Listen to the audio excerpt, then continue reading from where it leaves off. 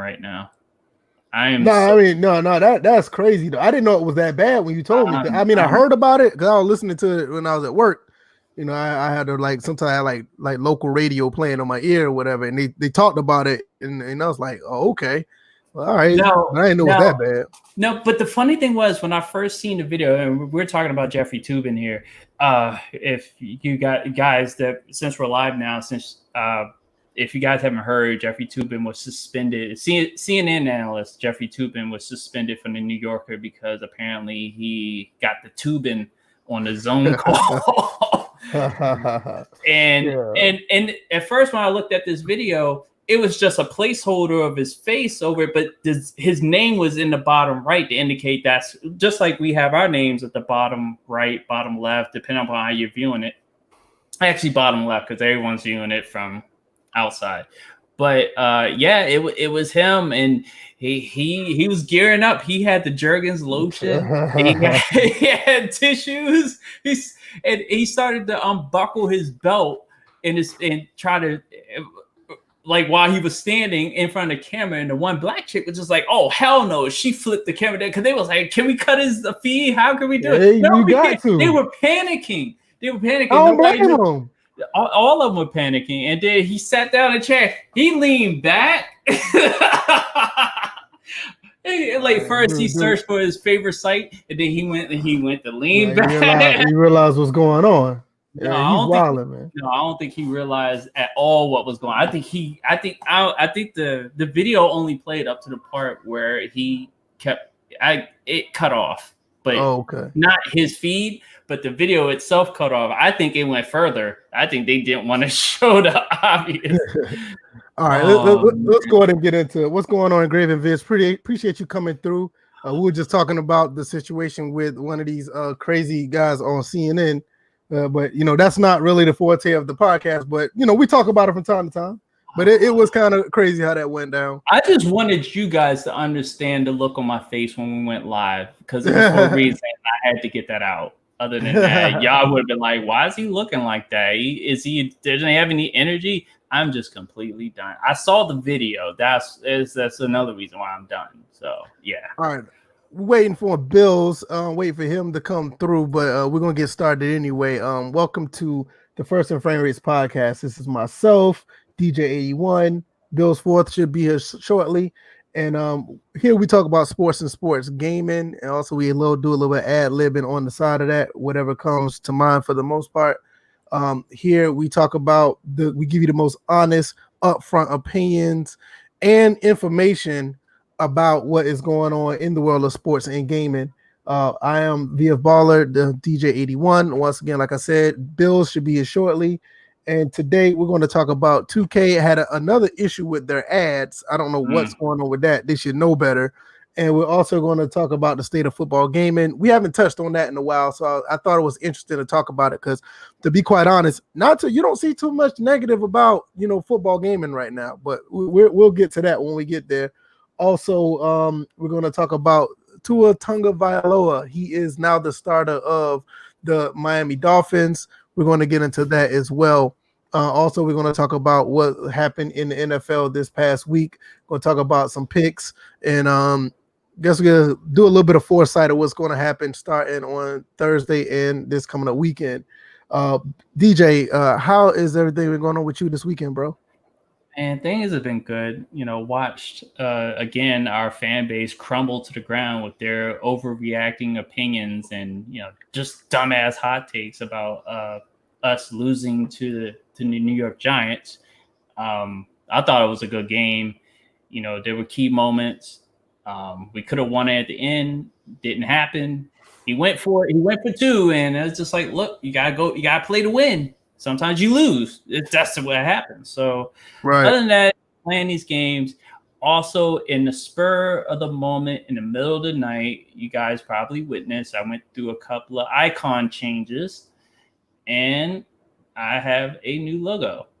So it's on Twitter. I've plastered it everywhere. All my social media links, Twitch, Twitter, Facebook, Instagram, now have my new logo. So it's a pretty dope logo too. I saw it on my way to work this morning, I don't really like try to tweet real early like that because I'll be like focus on driving my truck where I need to go.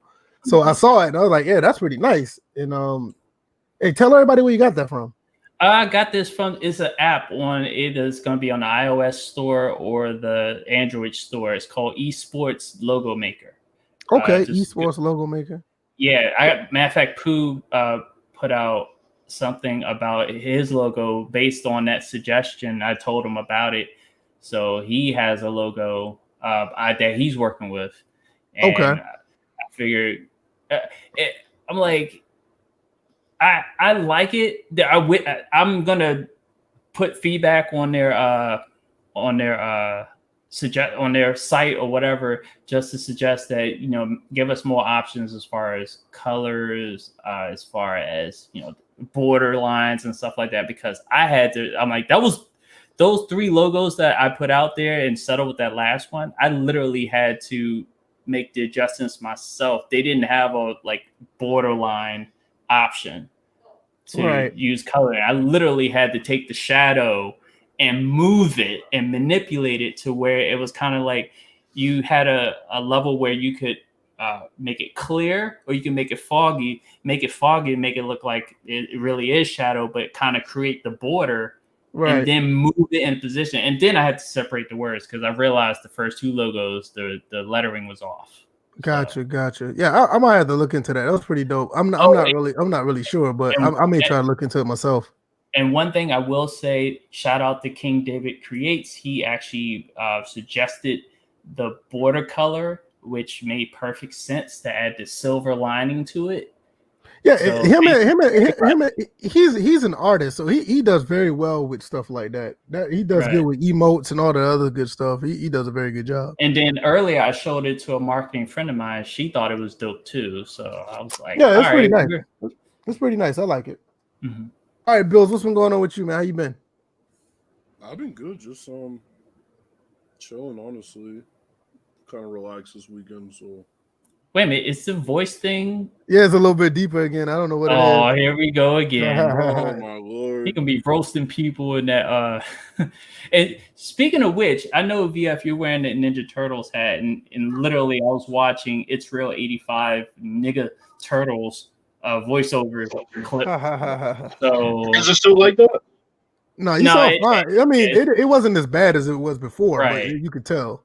Well, I'll unplug my mic and put it back in. It's probably just because Bill, you were sounding like the Shredder for a second on those voiceover vids for It's Real 85. So, all right. So, shout out to everybody who's here early. We're gonna pretty good turnout, man. We really appreciate you guys. Original Biggie, thank you for coming through. Spectacular Pooh, G-Rob, Complimentary Sports, and Graven Vid, and we got the whole gang here. So, let's go on YouTube tonight. Yeah, he's on YouTube. Also, speaking of that, shout out to everybody who came through the chat. Through the stream yesterday. That was a pretty fun stream. I'm gonna do more of that. Just the outside of sports gaming streams on Twitch. Big turnout. I really appreciate it. It was really cool. Didn't expect that many people to come through. It wasn't a lot, but based on what I do on Twitch normally, it was a lot. So appreciate it. Thank you guys for the support, and hopefully we'll continue this movement. Also, if you haven't already, check out the Discord. We also talk about sports and sports gaming over there. Always having fun over there as well. Other links all out in the description. The Patreon, the Teespring, all that stuff is all right there. So you guys can check it out if you like. If you haven't already, click the like button. That helps the podcast expand. So when people go on YouTube, they realize there's a handful of people over here that are liking the content, and it'll show up on their feed. If they're a part of the sports gaming community, they'll see us somewhere around the line. If you guys hit the like button, more people that like is more engagement. The more engagement YouTube will like, the more likely show that, hey, it's some engagement over here. You guys can come watch this as well. So like and share is always a good thing. And we will continue to try to push out the best content as possible. All right, well, let's go ahead and get into it. Let's talk about this 2K ad problem. We're going to talk about, like I said, the state of football gaming, and we're going to talk about Tua Tagovailoa.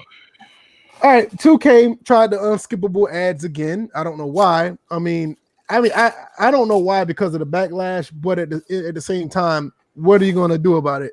Like they're like the only basketball game in town. You're not gonna like not play the game. I understand it could be an inconvenience, but my only problem is 2K should have just done this out the gate. Don't wait till people buy the game and then turn around and put it in. I mean, people are going to buy your games already. So, yeah, they did the unskippable ad thing again, cause everybody inconvenience. Well, not everybody, but the people who want to play right away inconvenience. They started bitching and moaning, and I think, within 36 hours or something like that, they took it down again. Like, what do you expect? You knew that was going to happen. I mean, why would you do that like that? I mean, I don't have a problem with it, but you just got people around here that just they find something to fuss about. Bills, I know you wanted to talk about this earlier, so what are your thoughts about this situation? Because I think me and DJ are pretty much on the same accord with this. Like, they should know better at this point. I mean, I guess some people needed their pussies powdered when that shit happened because there were a lot of people out here bitching about absolutely positively nothing. I'm sorry. It's an ad. You'll get over it. Nobody's forcing you to pay for anything. If you don't want to buy anything, wait for the fucking ad to go over and start your game. It's that simple. I don't know why this is such a big deal. There's the same motherfuckers that don't want to pay for YouTube Red and then they bitch about the ads. So I don't want to hear it. It's like, it's fucking stupid. It's an ad. Get over it. You see ads every day. You see commercials in the middle of basketball games, football games.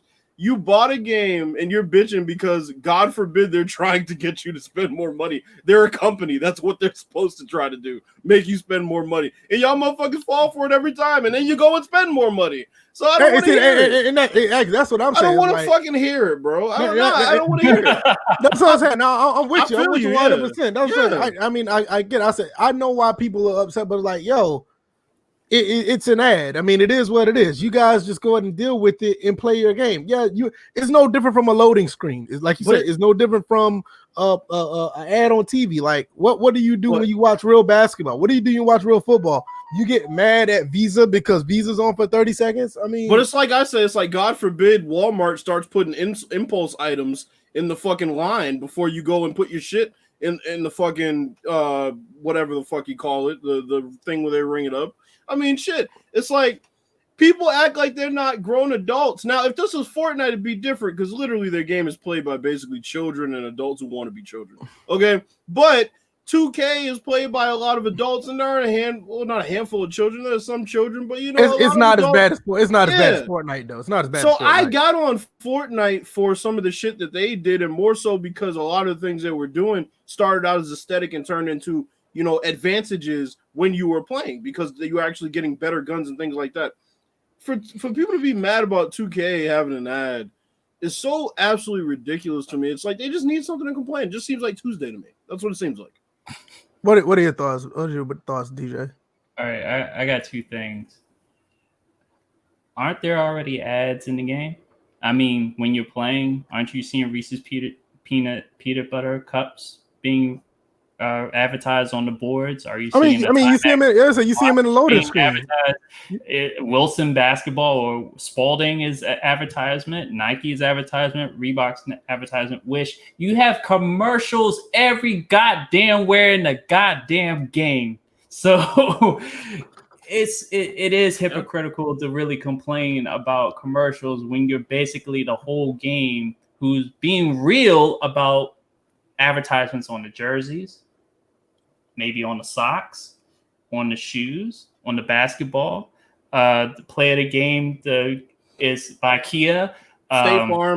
State Farm. Yeah, State Farm. Farm is another one. Block of the day is some like car oil. Mobile oil. Yeah, mobile I'm like, oil. you could be thinking about your car while you're playing NBA 2K. Maybe in NHL and to be a career, but I mean... Yeah, it is hypocritical. That is a great point, Pooh. I'm gonna bring that up in a second. That is a great point.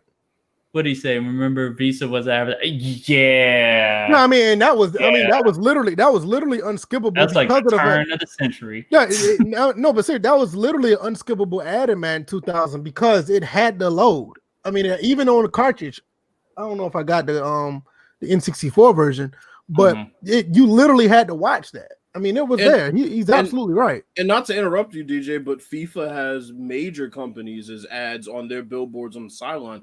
Verizon, I think, is one.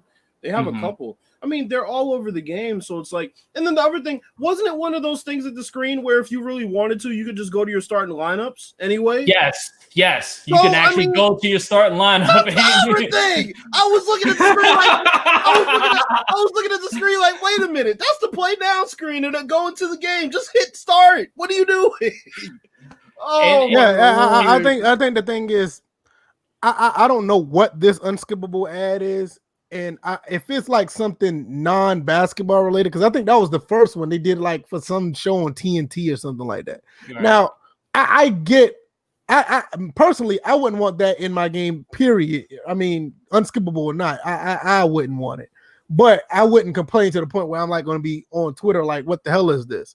Because I feel that if you're going to do it like that, why don't you do the ads like everything else and just have it somewhere else? Don't have it somewhere where it's in my face and I can't skip it. Especially, I mean, if it's basketball related, I get it because it's a basketball game. Like you said, like with all these other ones, like the State Farm stuff, the Visa stuff, or the mobile, because that stuff you see that on an NBA game.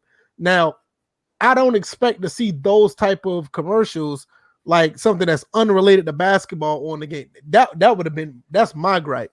But I get it. But I mean, I won't get to the point where I'm gonna be like these people on Twitter, like, oh my God, or try to make a change like 2K end up doing anyway. So I think it was only live for like 36 hours or 24 hours, and they made a statement saying that they changed. I'm like, what you expect? You're better off putting that in the beginning of the season, like when the game came out.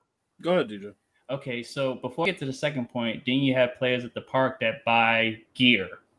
Right. That's the advertisement online. You're constantly exposed. So let's just calm down. Well, and one more thing, since you mentioned park, they could easily just have a shoe store that wasn't called Foot Locker. They could have a place where you could buy NBA equipment. It didn't have to be called NBA store. This is what these games do, bro. There's a reason why Fortnite had NFL jerseys.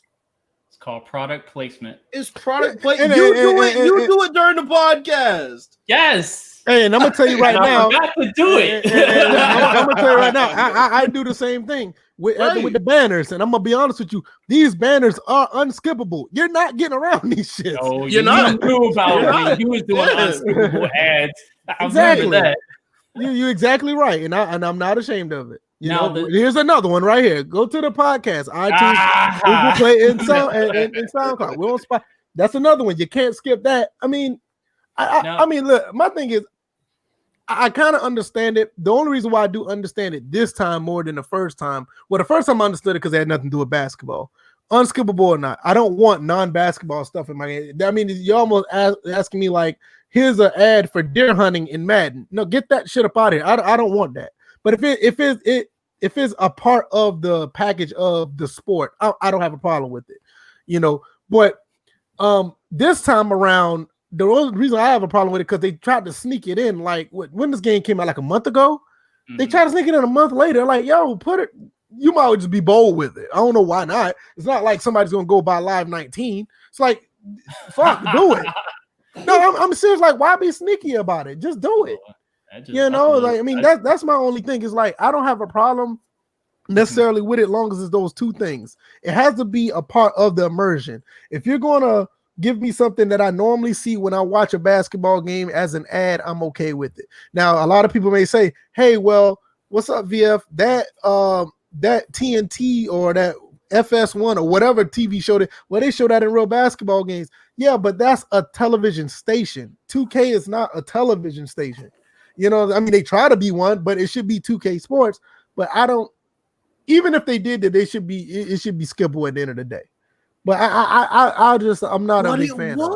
That's what gets me. It technically was. Oh, I have no idea. I have no idea because I know in 20 they kept saying it was, but me, the games I played on on 19.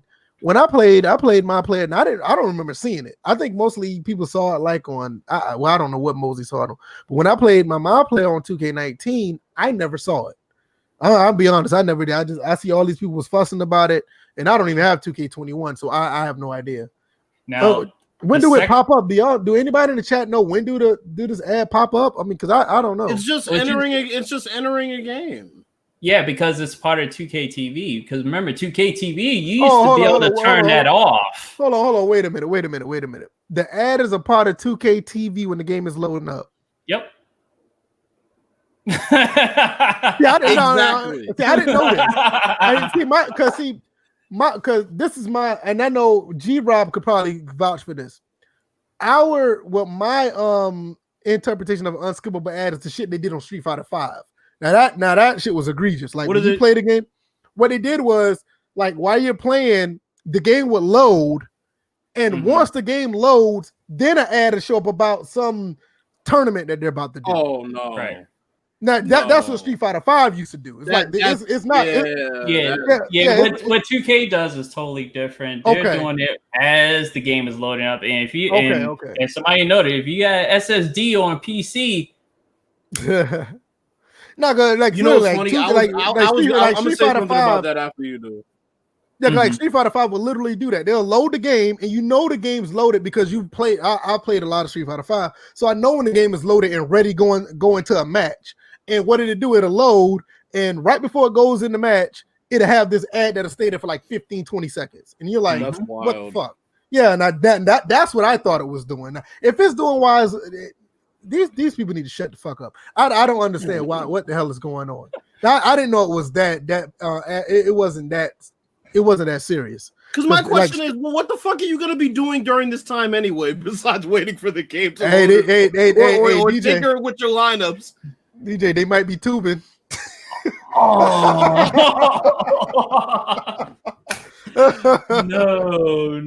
Sheesh. Yeah, let's not go down that road. But no, but seriously though, it's like I didn't know it was that. It wasn't that serious. I thought if it's a part of the load screen, that's fine. But like the way Street Fighter 5 tried to get away with it, and they shut that down like quick because they literally would do it. Yeah, see, that's what G-Rob said right there. It's usually them promoting their tournaments, but I get it. But the way they do it is like the G-Rob was telling me, they will literally load the game up, and like right before it's like go to the screen where it's about to say round 1, it will stop right there, and then they'll show you the ad. It's like it was terrible how they did it. Yeah, it was terrible. That's like some Sprint shit they tried to get us to do. Well, now that you're in the store, right. Yo, motherfuckers come to pay their bill, and they end up walking out with 3 speakers. Upgraded their phone, and I would feel uncomfortable about it because it's like you're really in a way coercing somebody that mentally, I guess, doesn't have the fortitude to say no into buying something. And then not only that, and you as a salesman, you kind of know these people. You kind of get the body language of some people's situation, and you still trying to ask them to buy something. Oh yeah, right. I understand. I knew full on that like. It's like, this is the difference between me having $1,000 on my commission check and you not being able to pay your bill. And I'd have to go back and forth about this. Like, damn, do I really need this commission check like that? Because I know for a fact that they're going to really struggle to fucking, but you can try to get that upgrade. Right. It's a cutthroat business, man. Right. Now imagine doing that and doing it at their house. And that's what I was doing. Oh, you told me about those experiences. Yeah. Oh yeah. Couldn't be me. Couldn't be me. I'm like I had guilt trip written all over me each time I would visit. Hey, I'm gonna be honest, man. People who do that, man, they're evil, man. Like people do that with a smile on their face is evil. I can't say there were people that literally was like, the whole motto was, get through the door, and I was just like, there were people, coworkers that literally suggested and just walk right on in. Like, the fuck?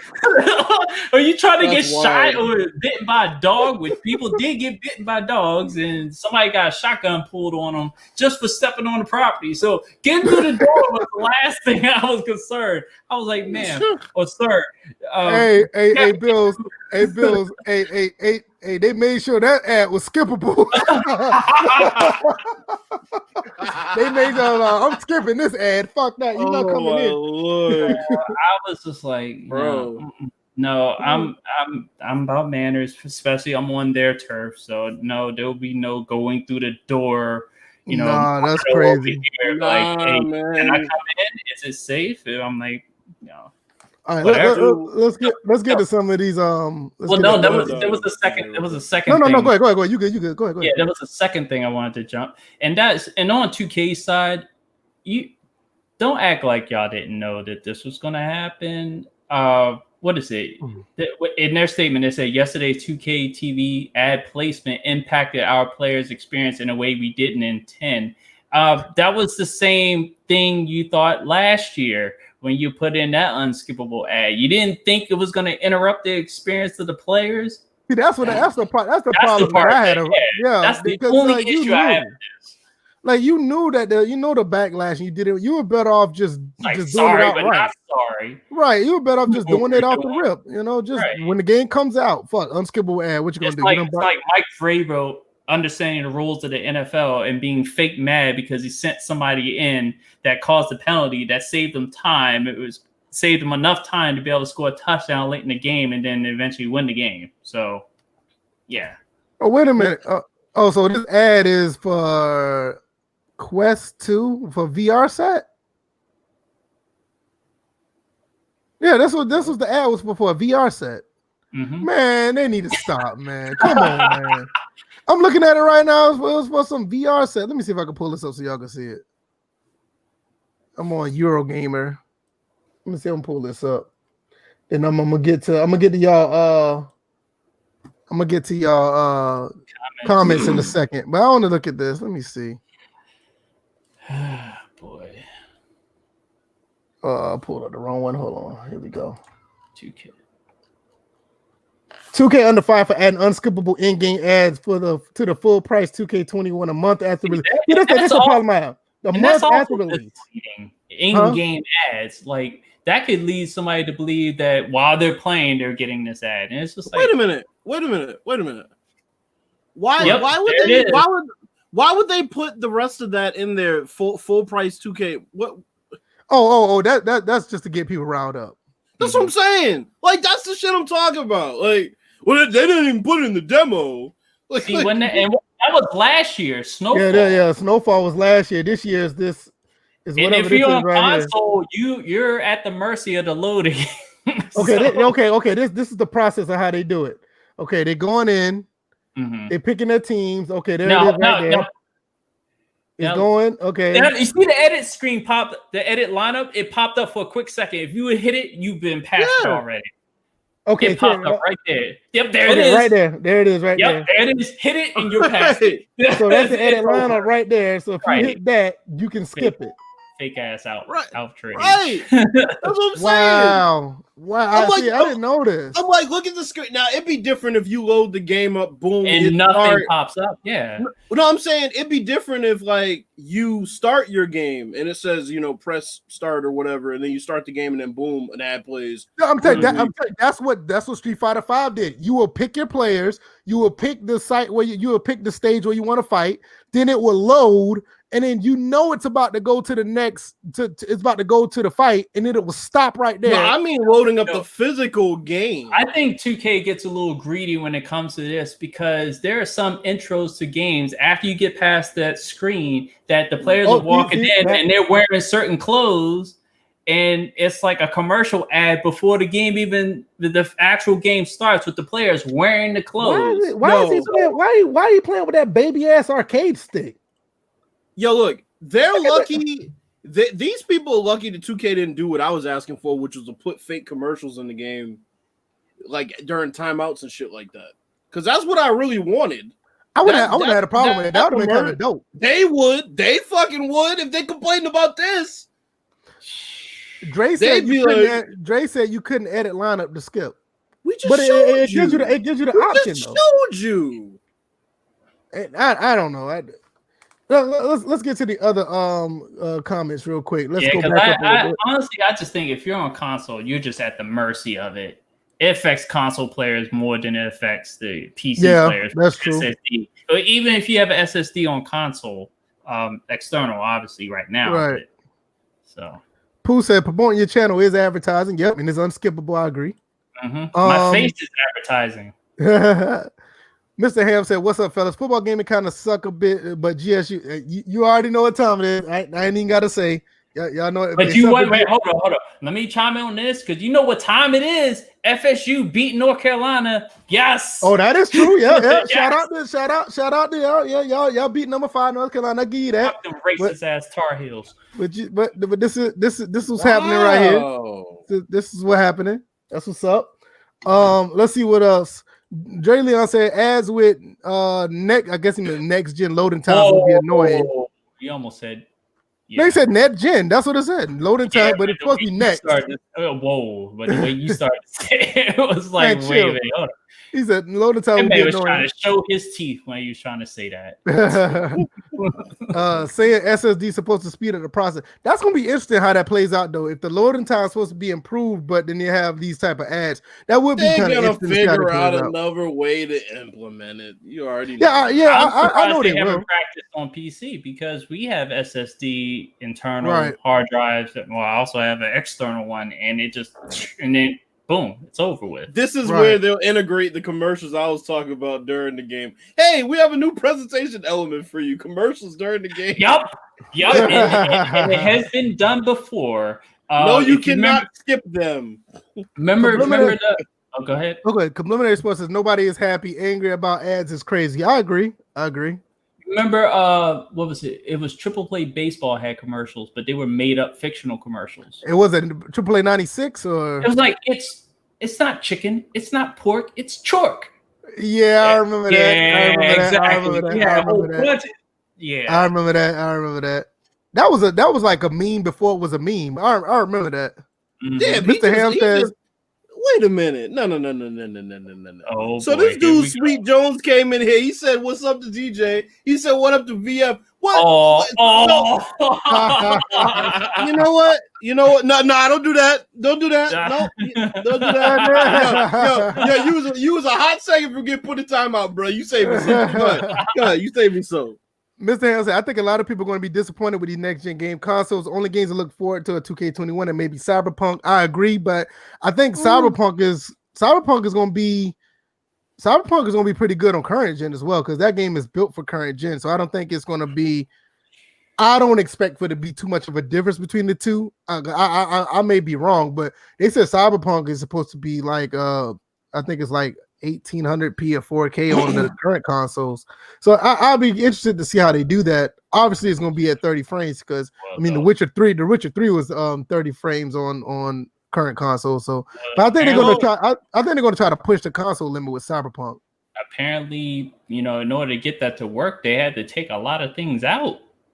Yeah, because Cyberpunk was supposed to be a very demanding game. Yeah, I know. Yeah, because you're supposed to be able to create your character. Now you can't really see that character unless you're looking into a mirror or whatnot. Yeah, because I think at one point it's supposed to be just like GTA. It's supposed to be yeah. I think GTA does it now because at one point it didn't. It was supposed to be third person to switch back and forth to first by your own choosing. Mm-hmm. I think they changed that. Yeah. Well, this is what I'll say. On the Xbox, I don't think that's going to be the case because they're upgrading all their Xbox One games. Yeah, that's what I'm saying. I think PlayStation. I think what's their names? That indie company that does that's doing Cyberpunk Project CD Project. I think they I'm not sure if they're doing a complete next gen version. So I know the game was basically built for this current console, and for this current console, I think you're going to get a decent experience out of it. But just the Xbox alone, they already said they're upgrading most of the games that have come out for this generation. So it's going to be. I can't wait to play NHL on the Xbox Series X. Man. Yeah, so I'm really interested to see how they're going to do that with Cyberpunk. I mean, I kind of know what they're going to do. I mean, EA does a pretty good job of upgrading their games graphically. I'm about to say, because wasn't that left to the studios to decide? Yeah, it's left to the studios. That's what I'm saying. I don't think it's just if you get, let's say, for instance, I go get Shenmue 1 and 2 for the Xbox One, put it in the series, and it's automatically upgraded. No, it's based on the developers. I know Cyberpunk all the is ones doing on Game Pass. They said, yeah, because I know right now, as of right now, I'm like it's open to make your games upgradable on both consoles. So it's just like, well, knowing that the Series X is more powerful than the PlayStation 5, you're probably gonna get more performance out of the Series X. But I'm a little they're just because there are more games in the library naturally on the Xbox Series X that are going to be enhanced. They're saying because everything's on Game Pass already, right? And then there are other developers who have announced that they're going to do it too, which is really good. Because, like I said, people who are in the middle of playing certain games on the Xbox One X, when they get the Xbox Series X, they don't want to just drop those games because it's not going to be many games that launch for really either console as far as like launch titles that are PS5 exclusives, even less on Xbox. Yeah, so, I think it's just I don't know what it is, man. It is something about the PlayStation 5 that I'm not. I don't know. Most people may not even use this word anymore. I'm not jiving with the PS5, and I'm a big Sony fan. I mean, like, don't you mean vibing? Like no, jiving. No, I'm not jiving. I know it. No, I'm going. No, people have said I'm going further back with me. Jive, that's what I'm saying. I'm going back. I'm going back with it. Because some people use jive like jive turkey, like that type of... No, it's something jive. It's something ain't rocking with. It's something about the PS5. It's something about it. I'm not really. Something just don't feel right about that console right now. I'm leaning towards the Series X. When I saw that and I saw what they were doing, it kind of made me want to say, if I get both consoles, I'm end up getting both. But I would rather get the Series X first because just something about that just feels like you're getting a better package deal. There's just something about the PS5 just don't sit right. Something just don't sit right with me on that. Let me know when they. You already know, Mr. Hesse. Mr. Ham, no, that's right. You right. You right. That's a 1970s thing. Let me know when they remaster Last of Us 2, and I'll be. I'm waiting for Gran Turismo 7. They bundle that they bundle that with the console. I'm buying it. That hands down. I don't care. When the black one comes out, I'll be even more apt to buy it. They don't really have one on launch day, do they? Damn, Bills with your racist. Hey, I'm with him though. I'm with him. I'm sorry. Like all these PlayStation consoles. White console in his all these PlayStation consoles outside of the first one. Deal with the 360 until they turn black. Did you wait till then? No, I have a white 360 and I couldn't stand that motherfucker either. Wow, really? Because it gets dirty. The shit gets dirty too quick. I'm sorry. It gets dirty too quick. Oh, it does. No, I have one right here. Dirty way too quick. Right. White consoles. Yeah. I have the old white 360 right here, and he's right. On it and you see it. No. I can deal with the dust on the black console. The white 360 literally gets dirt on it, and you don't have to do anything to it. You can just let it sit there. For some reason, you'll move it from the little cubby area where it's at.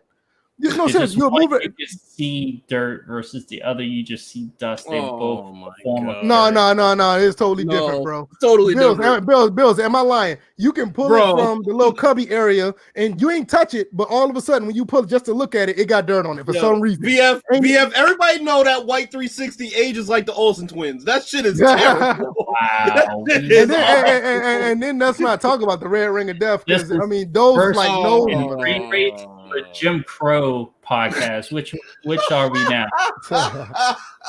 No, I'm sure it's like it's something. I mean, I still play it. It works fine, but it's just that the top of the is like for some reason I don't even touch it. It just sits there. I come home. Wallace and... Just have dirt on it. I don't know what it is. Like I said, I don't want that white PS5, bro. I said it the day I saw it. Shit. I don't want it. You know what? That's kind of weird. I mean, that's kind of weird. Before we go to the state of football gaming, that's kind of weird how they did go with that color scheme. Why did they go with that color scheme when all the PlayStations outside of the PlayStation 1 they were black? Why would you change that? I don't understand. Make it more of an alternative to the all black Xbox, I guess. Well, I think this is definitely way before they did this, but maybe to counter the Black Lives Matter theme they put out. Yeah, I don't know. I'm just that. Obviously, they did that after the design for the PS. I'm just saying, you got people canceling their pre-orders because of that theme, and it's hilarious. Yeah, I mean, if somebody gave me, Yeah, if somebody gave me a PS5, I'd be like, yeah, I'll play it. I'll definitely play it. I'd be amped. But I'm saying I just wish that they had other colors for it. It's only one. It's only one white console that gets the approval of the gaming community, and that's the Dreamcast. That's it. I was gonna say it reminds me. I was gonna say it reminds me of the Dreamcast. That's it. The Dreamcast is the only and personally I prefer the black Sega Sports console, but the white Dreamcast is the only Dreamcast that gets a pass because that console the Dreamcast is a liberal gamecast, or well, I don't know about all that, but it's just the console just looked dope. The Dreamcast console just looks great. You're saying the PS5 conservative. They need to make one the color of the PS1, and I buy that. If they made it the color of the PS1, I buy that. See that? This is the only console that gets a pass. Of it being a white console. So you mean to tell me that Nintendo didn't get a pass? Nintendo console wasn't white. Which one? The Wii? No, the NES. Fool. The NES was not white. It was gray. It was like an off-white gray. Just like the PS1 was gray, not white. Right. And that's why I take the PS1. No, but I'm saying that's why I take the PS1. I take the PS1 color for that. You know what, Bill? You know what? But you know what, though? If they would have made the PS5 in that gray color, I probably would have been a little bit better about it. I'd have been okay with it. Yeah, it would have been okay. If they went back and did the gray color, it would have been all right. That shit is pure. That shit is pure ascending from heaven as white. Yeah, that shit is white, right? You know what?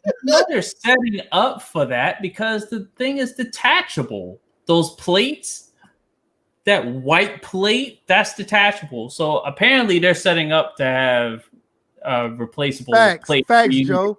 Facts, Joe. That's a black one. A PS1 inspired, exactly. That would be fine. I agree. Facts. I had the PS1 inspired controller. I'm sorry. This is the only console that gets a pass of being white, and I'm not trying to be racist. This is the only one. That was a horrible statement. The only console that gets a pass.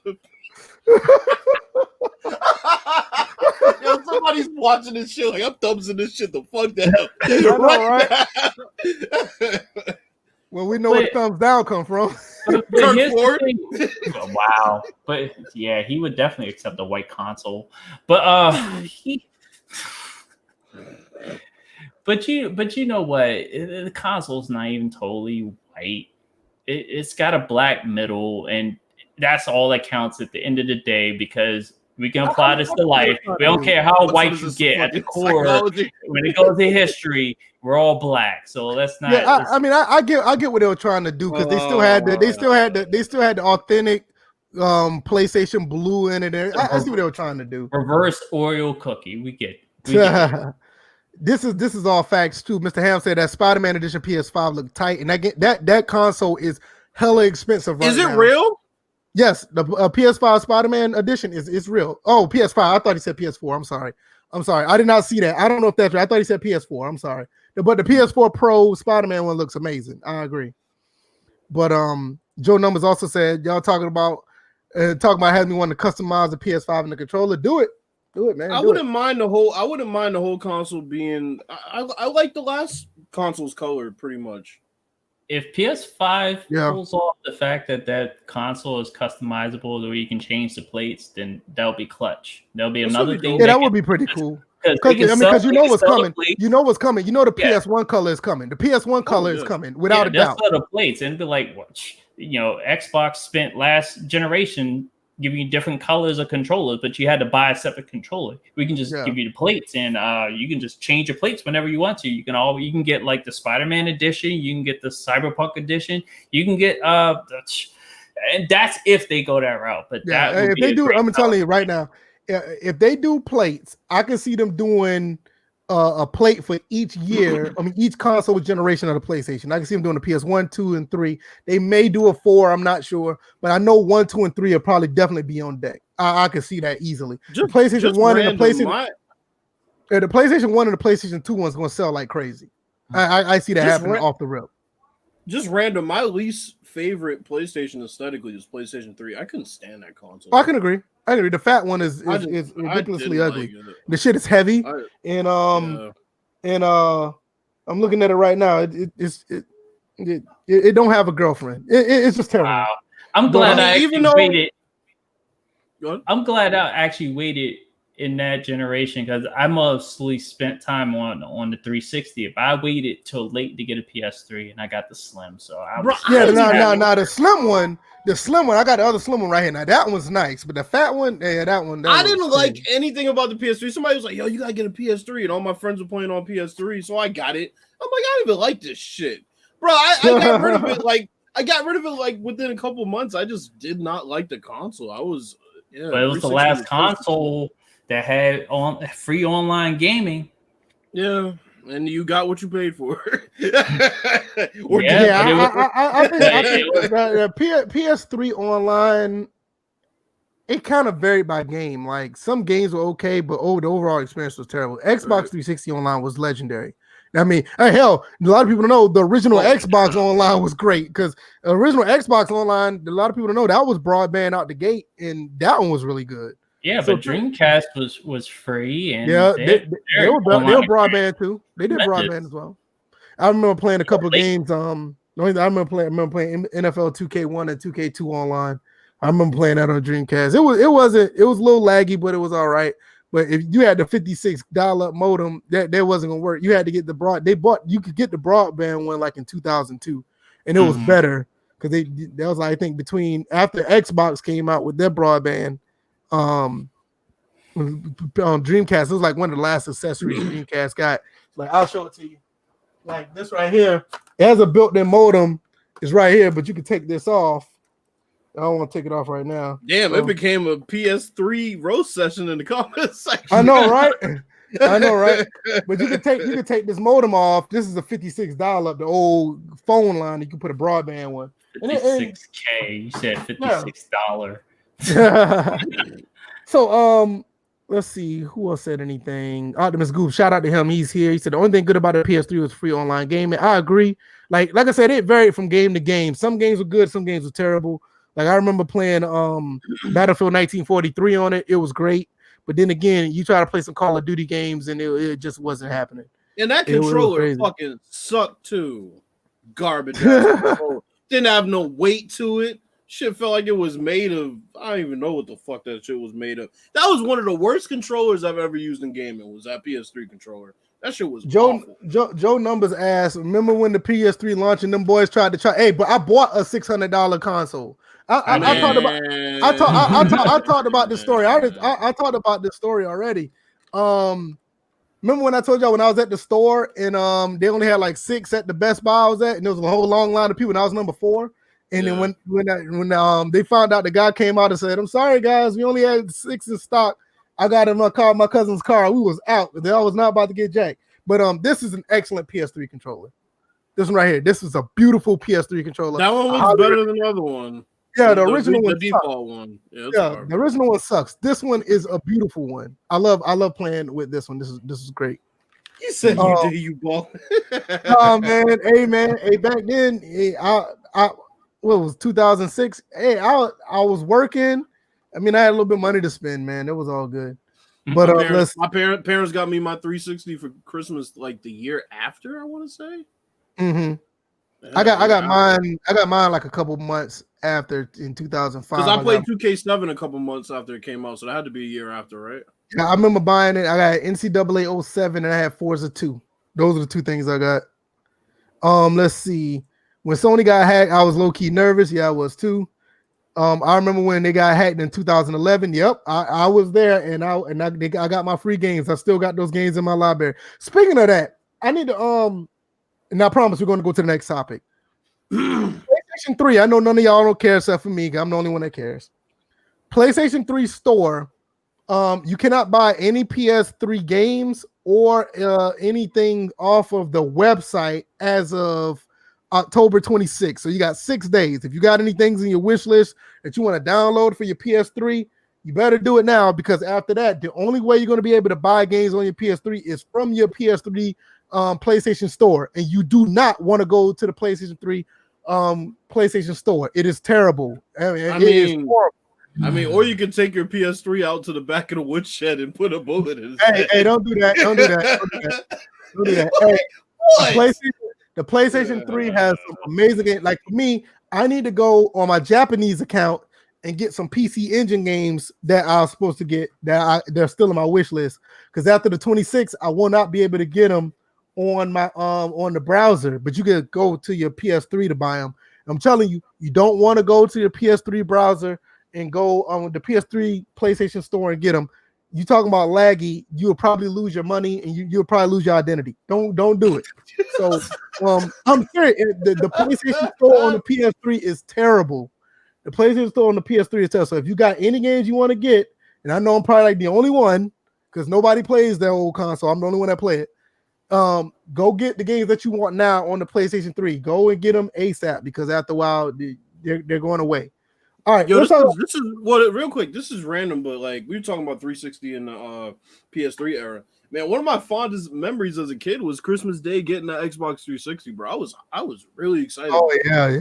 And the first shooter I ever played online was Modern Warfare. And I got it that day, and I played it. I played through the campaign. I'm like, yo, this is fucking amazing. And I was hooked on shooters ever since. I got a story about that too. I think I talked about it one time. I called in to work 2 days in a row. Oh, you told me. Modern Warfare. When Call of Duty 4 came out, I bought it that Tuesday. I was supposed to go to work that Thursday and Friday. I was working throughout the whole week. I supposed to go back on Friday and Saturday. And I bought it that Tuesday, and I started playing it, and I did not want to play. I did not want to go to work, so I called in that Wednesday and Thursday, and then we're going back to work Friday. So I played that game 2 days straight. Called into work. I told them I was sick, and I had the controller in my hand and my phone in the other, telling them I was sick. I got some worse. I quit a job for GTA 5. so I was working at Walmart and BJ's, right? I was working at Walmart and BJ's. And BJ's was really starting to piss me off because it was an overnight job and Walmart was a day job. So I had the whole weekend off for Walmart. And Tuesday I had to go back. And I worked the night before. The game come out on Tuesday. I'm like, you know what, bro? I fucking hate this job. I went and bought the GTA manual. I'm sitting there, I'm like, I'm just not gonna go back. I fucking hate that job. This time, it really needed me because this was when I was working in law enforcement. So this wasn't not like no situation where this is just a bullshit. This is just a bullshit job that I had. I was actually working. Them motherfuckers had a raid that night. He's sitting there like, damn, I was sick. I'm good. Matter of fact, I got my academy shirt on. Right, it's my academy shirt when I was in the academy. I got that on. I just thought about that. I didn't notice I had it on. But I look daddy like a damn snitch for Friday after next. Right, yeah, man. I was like, nah, I was not going back. I dreaded going back that Friday and Saturday. To be honest, it's like crazy. But I stayed home and played that. I was in love with that. Sports. Yeah, I was about to put that up. He said, I remember I got 2K5. I was working for City Year in Philly. I hated my job but loved the game. The day I called out sick and went and got a cheesesteak in 2K. Yo, City Year sucks. Yo, wearing them tired ass red jackets and khaki pants. Y'all niggas ain't low. Looking corny as hell. Yo, the stories we got. Hey, you know what? One day we need to. Hey, everybody hold your stories. And maybe one day we need to make an episode about that, just video game stories that we had. I think that'd be great. There'd be a lot of good stories. Yeah. I don't know. Maybe for the 200 episode we could do that. Because we're 15 away. We probably do that. So, hey, if y'all got any gaming stories, hold them off. 15 episodes down the line, we'll do that. I'm gonna note that. That's going to be episode 200. Just an ad lib. We just talk about gaming stories that we had. I think that's gonna be awesome. No, G Rob, don't tell us. Don't tell us. Hold it for. Don't tell us everything about it. Don't tell us that. He said he called out for 2 days. 2 days for SOCOM too. Don't tell nobody. Leave that for episode 200. We're gonna do that for episode 200. Yeah, if I caught that slip. What you mean? What you talking about? You started to say 2 gays for. No, I did not. What are you hearing, man? No. What the hell are you hearing, Imagine this. Imagine him calling out 2 gays for SOCOM. Hey, y'all got the last SOCOM? Oh, y'all niggas gay. Give me that shit. What are you hearing, bro? Let's go to the next topic, man. You wildin', man. I was sitting there, like, see, one of the times where I'm sitting there, like, Like I'm not even my eyes not even on the screen. I'm just listening, and then it's like man. started to say it. Then you said it again. You normally when somebody says something twice, they that would have been a completely different story. That's all I know. And G-Rob ain't helping. G-Rob ain't helping at all. Exactly. G-Rob was slandering gays for some game. That's all I know. Hey man, he ain't even helping, man. I thought you was my guy. That's all right. Oh my Lord. Hey, let's talk about state of football gaming. Nobody's been talking about Madden lately. Before I do that, let me do this. We're about to do an unskippable ad. All right, everybody. If you guys haven't already, you guys need to check this out. Here at First and Framerates, we have a First and Framerates store where we do all type of merch. We got cups, we got mugs, we got shirts, we got sweaters and hoodies. Down here, we got masks that Bills think is a diaper. Shout out to who picked that white handle on that mug? Hey, DJ said the same thing. That's how it comes. It's not my fault. DJ said the same thing. It's not my fault. That's how it's done. Just make the whole mug white. I agree. I did not do it. This is how they're made. That shit looks stupid. Go ahead. Hey, still buy it and drink your coffee. You want to say goddamn, but he was either going to say goddamn or motherfucking coffee. Or whatever you put in your drink. Hey, you got your less complaining, more gaming shirt. You can get that. I like that. Also, that was a low-key snapback to Bills, by the way. Don't do that. No, it wasn't. Also, you can if your phone, you're lacking a case for your phone, which I'm still waiting for our stuff to come in. You can get a Samsung case or iPhone case with our logo on it. Also, you can get the Net Gator. I'm still waiting for that.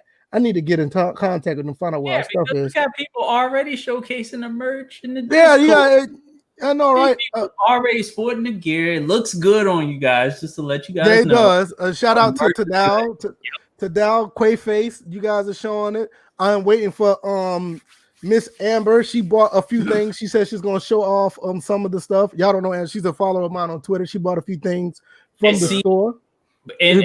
And when I'm looking, I figured there's gonna be a few more items that we add. If she's interested, we can probably look at adding some more items. Yeah, absolutely. I mean, even I got some stuff that I know my nieces and nephews would like to buy, but I just need to make the logos and the artwork on those items. So definitely, y'all guys check it out. The Less Complaining, More more gaming stuff. Quaface does have the diaper on his face. Wow. Yeah. He got the mouth diaper. The miper. He got the COVID mask. The miper. So if you guys want to check that out, the link is down in the description. Also, if you don't want to look in the description, I got another unskippable ad for you. I'm about to show this right there. There it is right there. So you cannot say that you don't see it. So you guys check it out, man. Maybe you guys might like what you see. And it's getting cold out there, so get you a hoodie of 3. And you know what? With all that, and with the fact that I just settled on a logo, is there a possibility I can get my logo on a shirt? All you gotta do, just send it to me. I'll see what more than likely I can get it done. I will be sending that logo because you're going to have individualized merch at the same time. It was like, who's your favorite First and Framerates panelist? Go and buy the shirt. You got this nice. That kind of was it. That kind of was an idea of doing it because I wanted to do that, but I wanted to get my foot in the door, actually seeing how this works first, and it works pretty good. I mean, like I said, the merchandise looks great. The pricing isn't bad. I mean. A lot of people who told me they felt like they got their money's worth, so it's always good. So what website do I use for those advertisements? StreamYard.com. That's what I use that. So go ahead and you can go ahead and do that. All right, so let's talk about the state of football gaming. Nobody's been talking about Madden. You had a few people talking about Maximum Football, a few people talking about Axis, but not much on the negative side. So what do you guys think about the state of gaming? Do you think I feel that it's less toxic. I feel like it's in a better state. You don't have these stupid ass trolls out here actually trying to complain about everything. I will say this, it is actually less complaining, more gaming in the football gaming community. Bills, I'm gonna let you go first. What do you think? We're in the settle down stage. This is the stage that happens every year after Madden comes out. You think so? Because usually it'd be like it'd be toxic all year round. It's October. This is the time where it usually stops. So I'm not too surprised. I mean, once we hear next gen news, it'll ramp back up. So I'm not. Yeah, I mean, I'm enjoying the quiet while it's here, because once next gen comes, I mean, it's gonna be. I mean, that's really gonna be a make or break situation. I'm not even gonna get into the quality of it, but you're right. They cannot be coming half step. They can't come half step. Not even quality. I'm just talking like optics wise. Like everything that they release has to be straightforward, no bullshit. Just everything from the way they present it to the way it actually turns out is gonna have to be on point, man. Because this is gonna be now we're looking at the third generation of possibly just a huge disappointment for some people, and for us, just business as usual. So yeah, I mean, because me and you particularly, I know DJ was still on the bandwagon of not playing, but we always try to make the unplayable playable. Ooh, yeah, wait a minute, that might need to be on a shirt.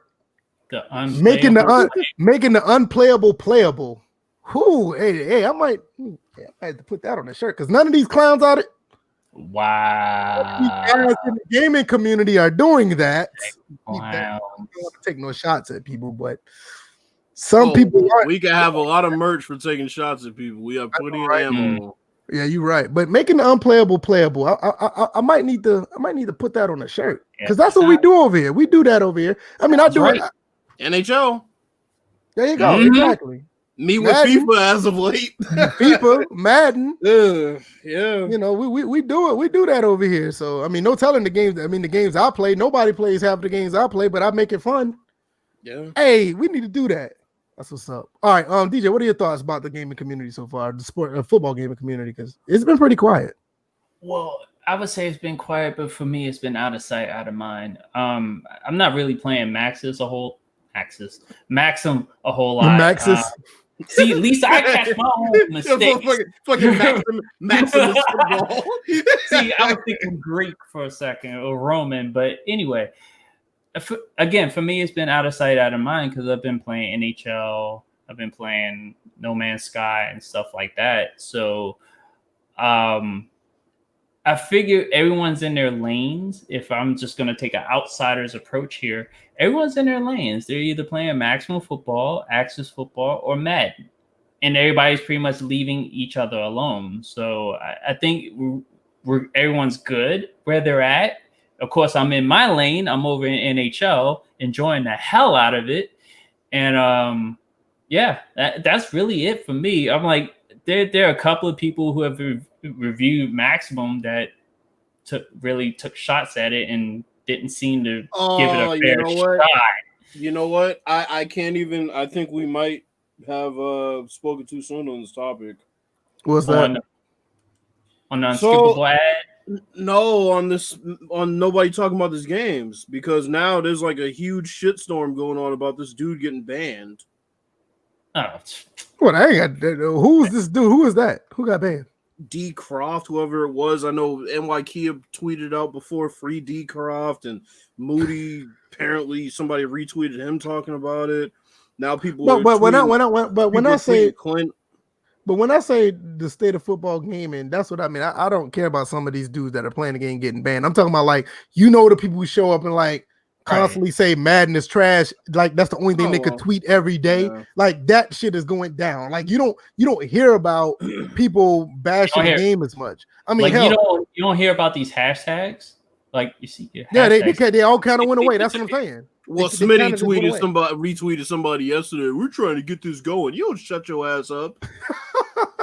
Go watch another soft bitch sports video, and maybe you'll get another hashtag started up. He acted like it wasn't even Smitty. Smitty just retweeted somebody and said something. Oh, let's get it started again. How about we don't? Joe Number said it's good that the smoke has died down. There's plenty of options, enough games for everyone out there to get their football fix. I agree. I do agree with that. With Axis out here, and you have Maximum, you have Madden, and a lot of people don't even know. Like a lot of people still play NCAA 14. It's a pretty good community over there. And I'm not even gonna get it. I'm not even gonna get into the revamp mod. I'm not even getting in there. The revamp mod is a totally different community with it. That has grown into a community outside of the basic NCAA 14 community. So, I mean, people got a lot of different options to play. So I think that does help. Quaface said, let that Madden 21 next gen come out as a port. Oh my God. I have a question though. Yeah. What's that? Why are the people who do breakdowns not breaking down maximum and giving hey no I was just about to get into that. You got 2 steps ahead of me, but go ahead, you cook, because they're not giving any type of productive feedback on the game other than pussyfooting around. Hey, could you guys possibly fix? Like, no, keep that same energy. That's what we said we were gonna do way back when the Sim Standard was around, right? We're not gonna be pussyfooting and, oh guys, if you could find it in your heart. Nobody gives a fuck about that. You gotta tell these dudes straight up, look, we know you're working with a short-staffed team, but these are shit that should not be in the game. These are issues that don't need to be in the game. It's holding the game back. I will say this. Now, you're absolutely right on the hypocritical point, because the same people who do flame Madden, they don't. But I will say in the Discord, they're giving the devs the business in the Discord. I will say that. They're really telling them what they need to do. And for one thing, I will say the devs are in the Discord with them and they're listening to the feedback. But you're absolutely right. Where are the videos? Because it's not flaming. I'm not asking them to flame them. It's just like, where be consistent. Where is the? It's not even asking for things to be in the game. It's take these things out that are holding back the game, the glitches that are in the game. That's really what it is. Because if Madden had these glitches, and obviously, once again, they're not in the same playing field, and people need to stop pretending they are when it's convenient for them, right? Because, when Madden has a shitty situation and I was play no, I was just telling everybody else to look at it, not you. But no, it's like when people play Maximum, they play it with rose-colored glasses on. When they play Madden on, they have a magnifying glass, and I think that's the issue. It's not judging. It's not judging them as the same 2 games, because they're at 2 completely different stages as far as their development team size and things like that. But when you're talking about upholding the standards of football, that should not change from game to game. I agree. And I try my best. Like when I do the streams, if something comes up, I talk about it. Like I think everybody was in the stream when that bullshit happened with that field goal. That was horrible, yo. That was crazy. But you got to call it out. A lot of people like, oh, it's just an indie game, whatever. It's cool. Let's run the next play. I'm like, nah, this needs to get fixed. Because people are like, oh, it's okay for them to have it because they're just starting. It's like, no, it's not okay. It's not, because you get maximum 21 and it'd be the same problem. No, you got to let them know. You're absolutely right. This is where I shout out a guy like Putteminthegame, because you want to talk about same energy. Yeah. Oh, he does. Yeah. I don't know if y'all seen him when I talk about the Discord, that's what he's doing. He's very active in the Discord, and he tells the devs he pretty much got us in their Discord. So I'm like, just telling us about, hey, they got Discord. It would be beneficial. You guys just show up and see what's going on. And it's once again, I don't want either game to be bashed. I want them to be held to a standard of excellence. And if you're not holding both games to their, because obviously there's a different standard of excellence for what Maximum has in place compared to what Madden has in place. But really right now, all I'm asking for, just have the things in your game work. The things that you do have in there, just have them work. Right. I don't need, if you're not going to put a stiff arm in for the rest of the year, I'm not going to complain about that. Have the things in your game work. And that, I think, is what people are not holding them to right now, because they, every time you bring up a problem in Maximum, Madden shouldn't come up. Madden has nothing to do with that. Well, Madden has. No. It's like being in class and the teacher says, stop talking. Well, he's talking. No, it doesn't matter if he's talking. You're talking. Now, I will say to their credit, what I will give Maximum a lot of credit. Their patches have been excellent. The passing game has gotten better. The run game has gotten better. The blocking logic has gotten better. I don't know if they fixed the secondary yet, because I haven't played it in about a week. But every patch they come out with, they've done a good job. I will commend them on that. And for them to be able to patch an indie game like this, that's phenomenal. That just goes to show you that they got some backing behind them that's going somewhere because these patches aren't cheap. So But they're doing like, something right. They're doing something right. But I commend them for that. But I just feel like in a way the game was rushed because I don't think it was rushed, Bills. I don't think the game. I think the game was just that. The game technically comes out around the same time. Yeah, I just think the game was just that far behind. I'm dead serious. I think the game was just that far behind. But when I say rushed, I don't even say like implementing things. I'm just saying as far as testing the things out to see if they work. I think that's the perspective in which I could say it's rushed because a lot of these issues are still plaguing the game, and it's not even so much that I'm asking you to put new things in. Once again, I just want them to work. So I feel like if your game's coming out with this much stuff that like doesn't work, then I feel like it was rushed. That's what I can understand that. You got a point, and it may be so, but I feel that the game was just that. I mean, if you played 19, you would know. I just think the game just was not. I just think the game just was not there, and they basically were just working on what they had at the time because the game when 20 came out, it was a bad game, but it wasn't as bad as 19. And improve. I think they did 4. I think they did 4 patches so far, and the passing game is better, the running game is better, the blocking is better. I think all 3, each one emphasized on each one: passing, running, and blocking, and they did a pretty good job. I will give them credit. I just think that also looking at their marketing of their game, I could also make a case that they were rushing just to capitalize on Madden's lack of a franchise mode. They were trying. Yeah, they did. They were trying to get out as close to Madden. They did a really big job on that. And I agree. They were trying to get out as close to the time where that topic was prevalent as possible, so that they can, be in the hunt. But you know what though? It makes sense. I was about to say, you know what? That's what the type of shit we would like to see if there were real 2 football games out. I ain't saying that Maximum not real, but when you had 2 AAA titles going back and forth at each other, that's the type of stuff you would like to see. Like, say for instance, when the servers was jacked up with 2K, you expect Live to come through with some type of jab at them to tell you, hey, we got this. You know what I'm saying? Oh, they had such an opportunity with Live 16. I don't even want to think about that. Let me go get my son some milk. My wife just texted me. Let me go. I don't want to put Super Lion's comment up there real quick. Yeah, y'all can talk about that. Hold on. So Super Lion said one of Madden's problems is overpatching. It should only be for bugs. Going back and forth, the devs' vision with these patches has held the game back the last 5 years. Look, me and DJ have talked about this for the longest time. Tuner sets. Yes. Past tuners. Stop patching things that you can put in a tuner. That is ruining the game. It is. Yeah. It's ruining the game. Yeah, and the fact that you are just held to the mercy of whatever patch, and this obviously is specifically for Madden. I don't think there's any other game that offers tuner sets anymore. I think NHL is the only. That's what I was about to say. NHL is the only one that offers multiple tuner sets that you can go back and forth with and experiment. And I would say like the tuner sets, but also offer the options as far as in your slider options. The fact that we keep going back to NHL is the standard for slider options. Stuff like that. So, Super Tecmo Bowl is a little better than Mac. I agree. I played that the other night. That game was dope. I had facts. No, go ahead.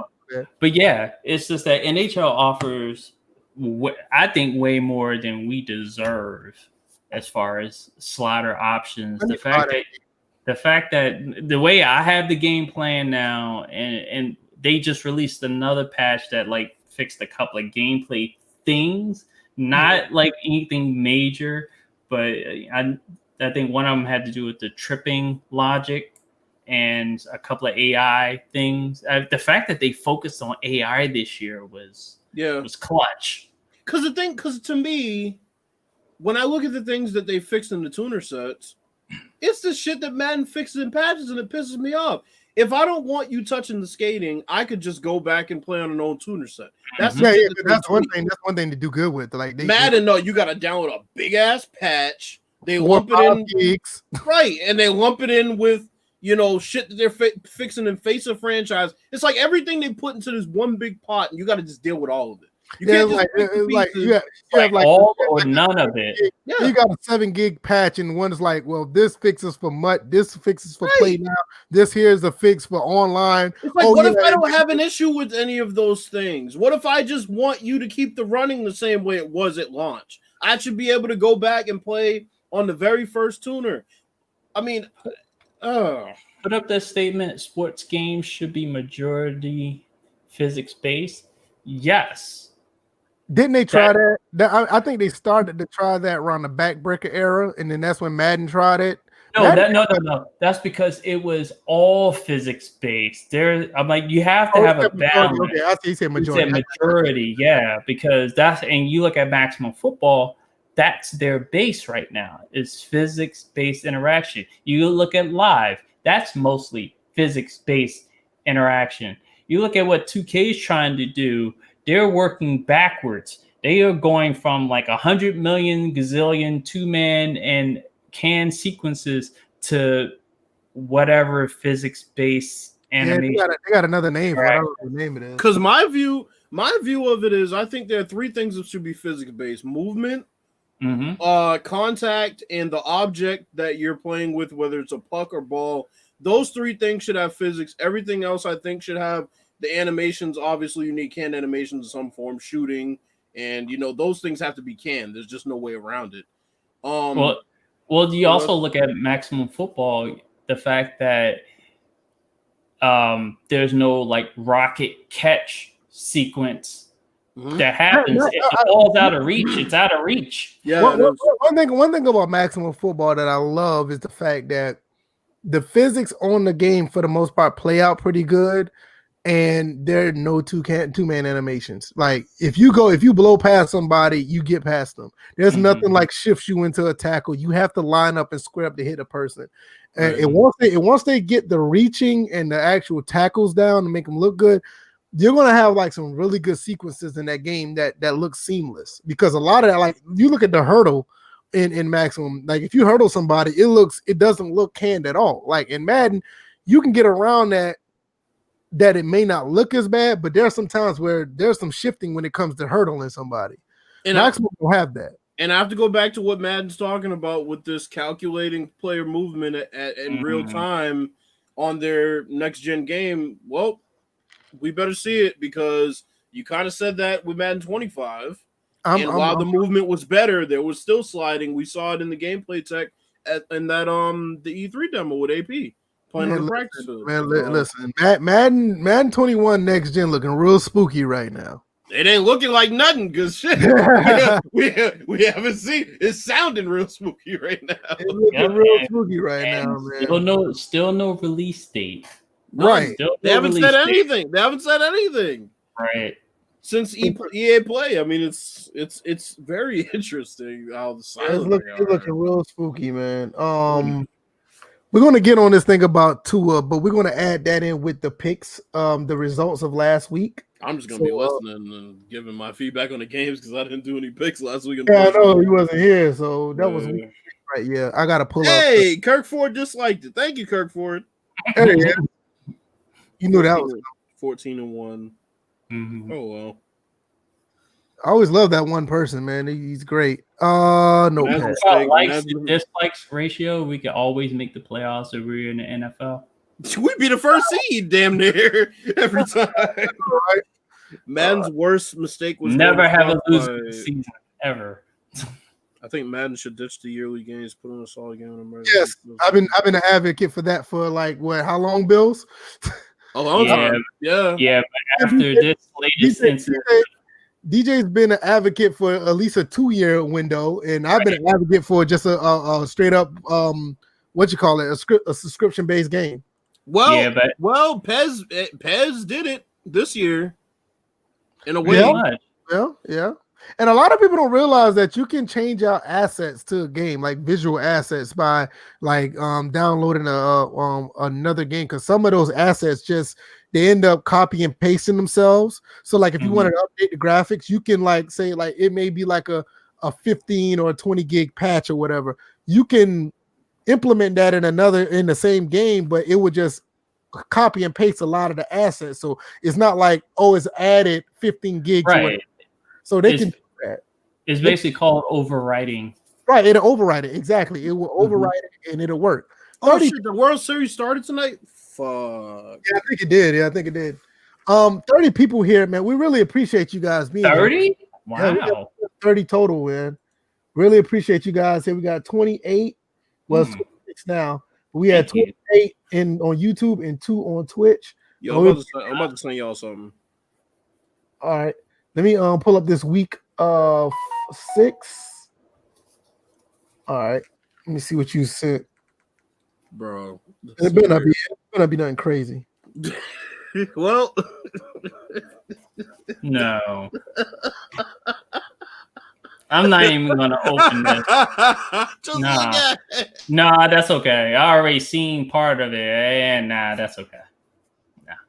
Nah, you got Mike, man. Man, you an ER for that, bro. What are you viewing me for? I didn't.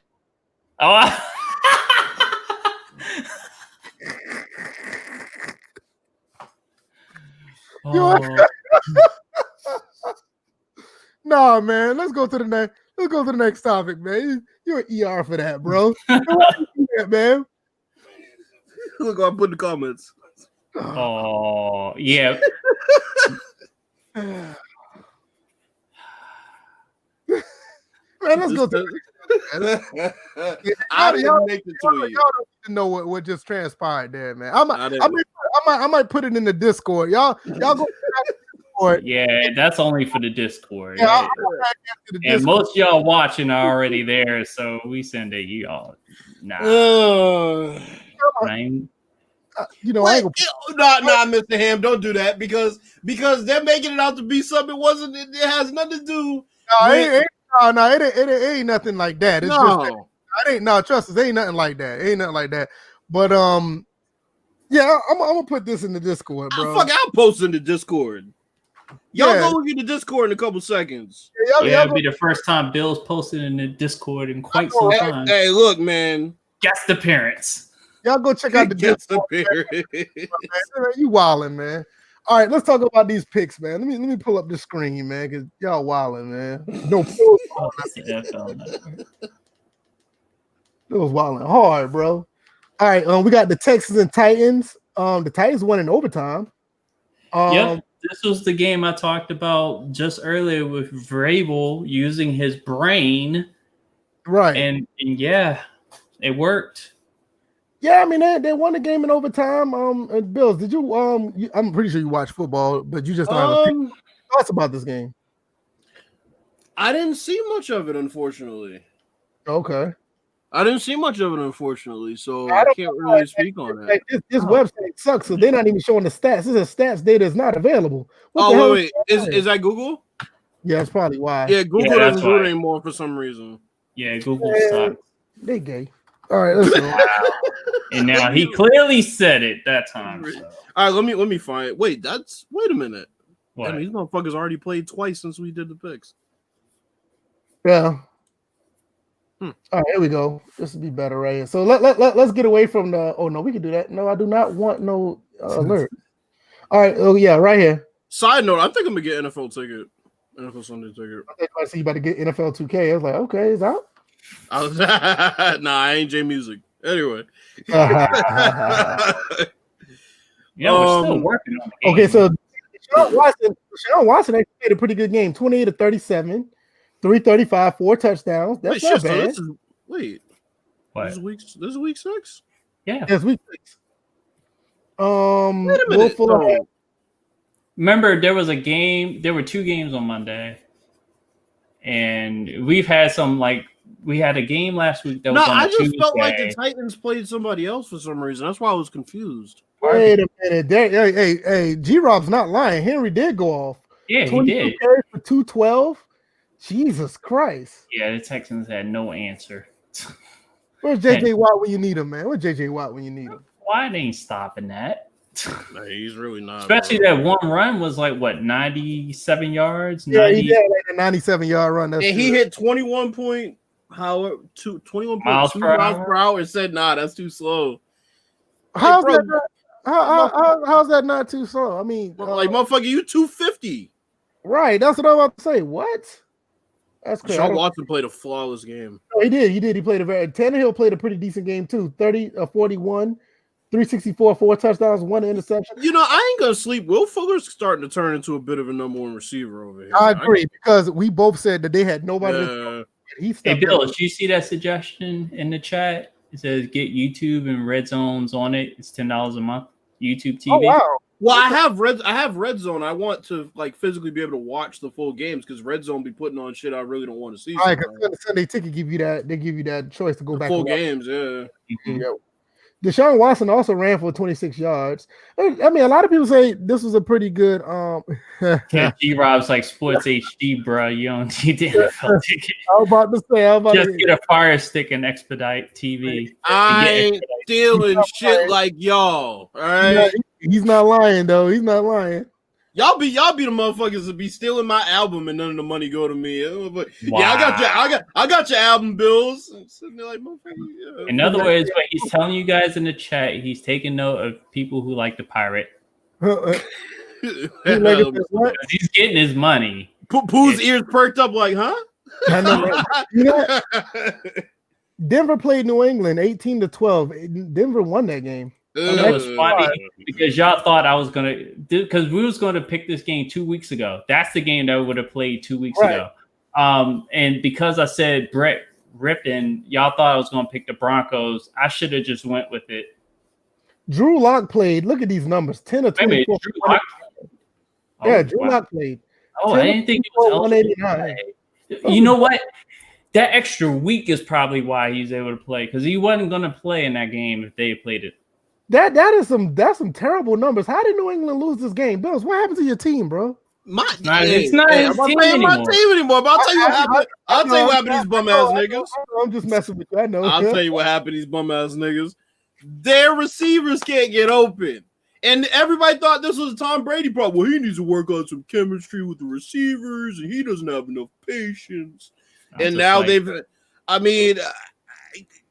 How you gonna fix this? How you gonna fix this? Hold on. Well, Drew Lock played bad, but Cam Newton didn't do any better. Well, I take that back. Let me give you some stats though. He ran for 76 yards. So let me give you some stats. James White is the running back. He had the most targets, 9.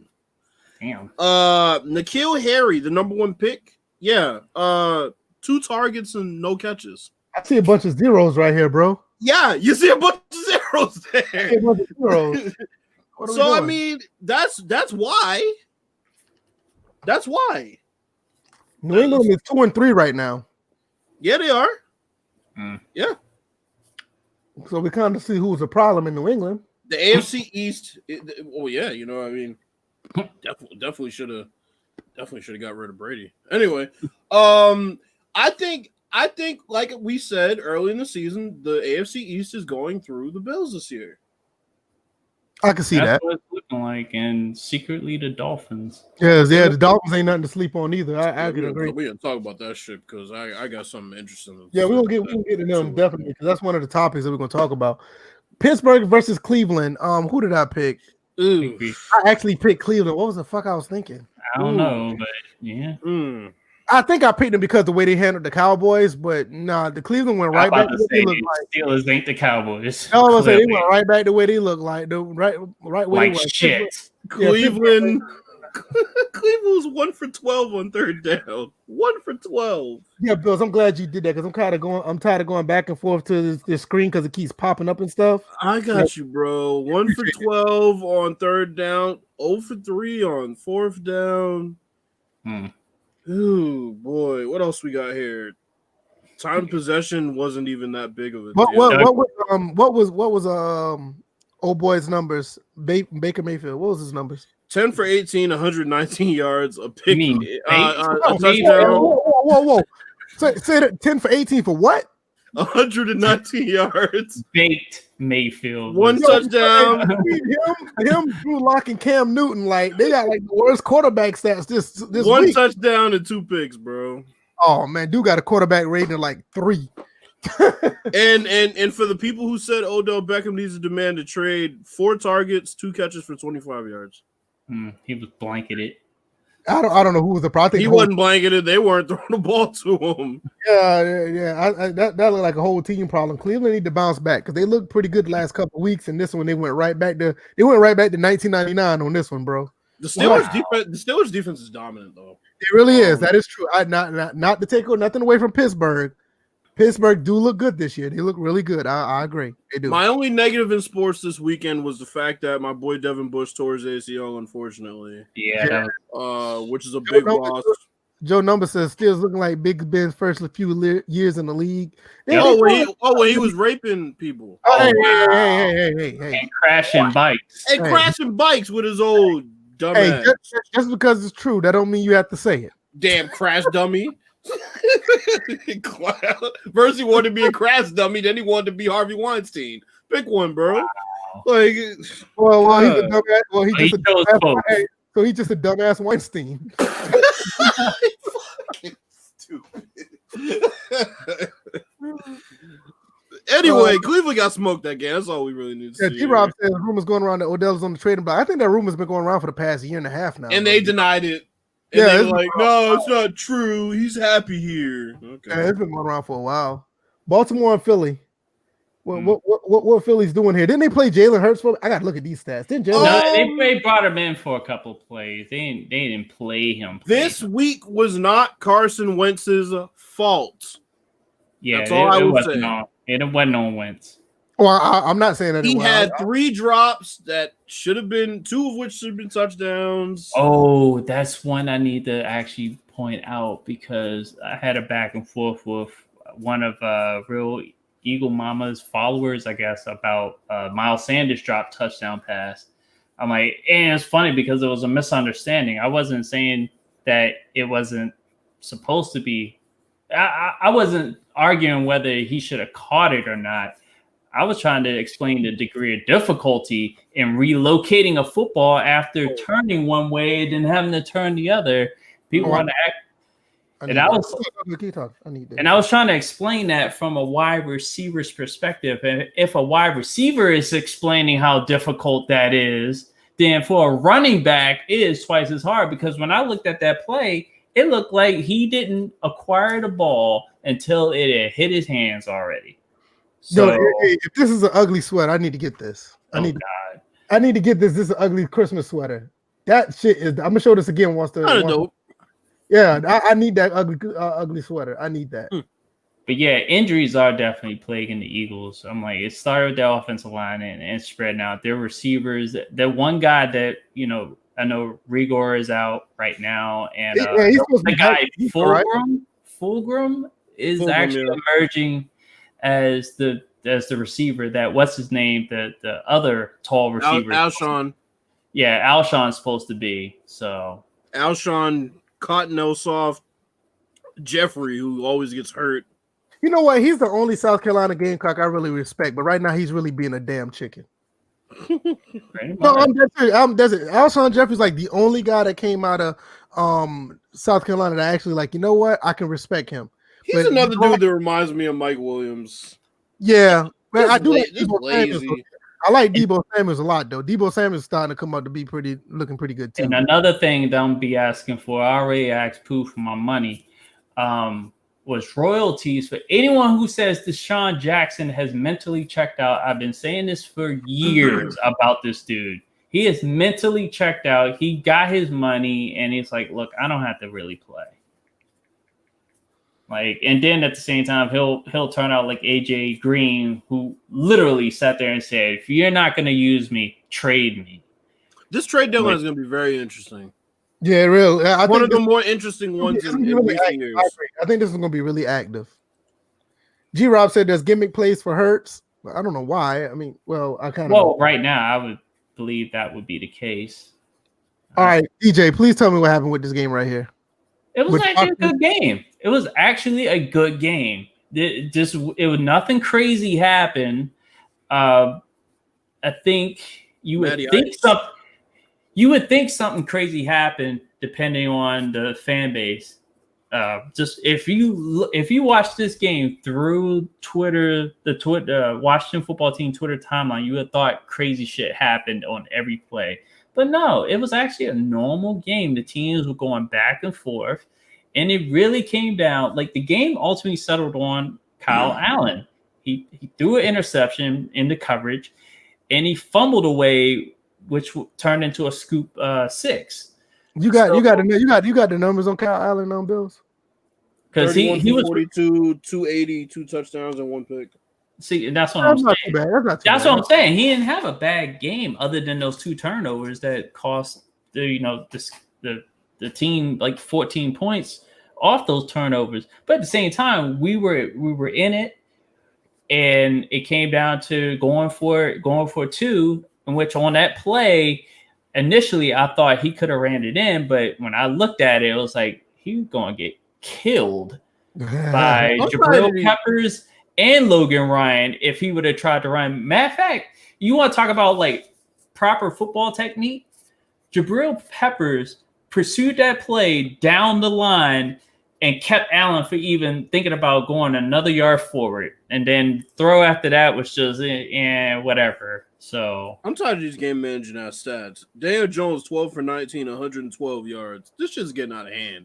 What's that, like the 4th stat line we've read like that? Yeah, that was like that pedestrian type of quarterback numbers. Like, what the hell? If you're Trent Dilfer ass stats. Yeah, like Rob Johnson, you know. But you know what? The guy that was really killing Washington was Devontae Freeman.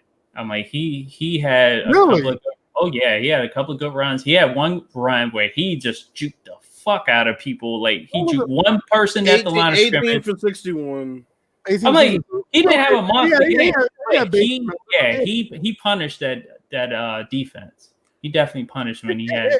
It's good to see him. It's good to see him playing because I mean, him as a Falcon, he was a really good Atlanta Falcon. But the problem with him was when he got hurt, he was no good to anybody when he was hurt. He had some time off. He's a little healthy, and based on what you said, it's kind of showing. And the interception that Daniel Jones threw was actually forced by Chase Young, who was in on the play, and the Giants were threatening to score, and he threw it up, and it went to the back of the end zone. Old Sean King stat. Look at the screen. Wow. I'm dying laughing right now. So what's the name? He threw the ball up, and Kendall Fuller intercepts the pass in the back of the end zone on a spectacular catch, which could have been ruled incomplete because his elbow kind of looked like it landed out of bounds. But other than that, it was a good game. Okay. Yeah, I mean, those numbers that you said, it's a 1-point game. 1 turnover would have changed. If 1 less turnover could have changed everything. So yeah, I mean, not too bad. Atlanta, Minnesota. I called this game. I knew once Dan Quinn was gone, I had a feeling that Atlanta was going to play some ball. You said Mike Ryan. I'm saying the defense. If y'all watch this game, that defense smothered the Minnesota's offense, and it wasn't these 23 points. I think the last they were garbage points. Yeah, they went scoreless in the first half. Yeah, I mean those 23 points. I think like what 16 or like 16, 14 of those points. The 16. Cousins. Yeah, the last 2 touchdowns were like in the last 8 minutes of the game. They were like straight up garbage. Right. But I will say I'm very impressed on how Atlanta played because it wasn't. We're going to get into Matt Ryan in a second, Bills. But if you watch this game, that defense, that front 7 did not let any running back get anything. I mean, I think they had like 7 or 8 tackles for loss or something like that. I mean, it was filthy how they played. I haven't seen their defense play like that in a long time. What was Matty Ice's Matt Ryan numbers were? Hold on a second. They were 30 for 40, 371, and 4 touchdowns. That boy was that's not pedestrian numbers. This is the quarterback numbers you want to see. I mean, that he basically 3 out of 4, 75% of his passes he completed. And I was looking at the passes he was making. I mean, a couple of those to Julio. That 4th down play. Kirk Cousins stats. I got Kirk Cousins stats. We're seeing them right now. Yeah, we're looking at it right now.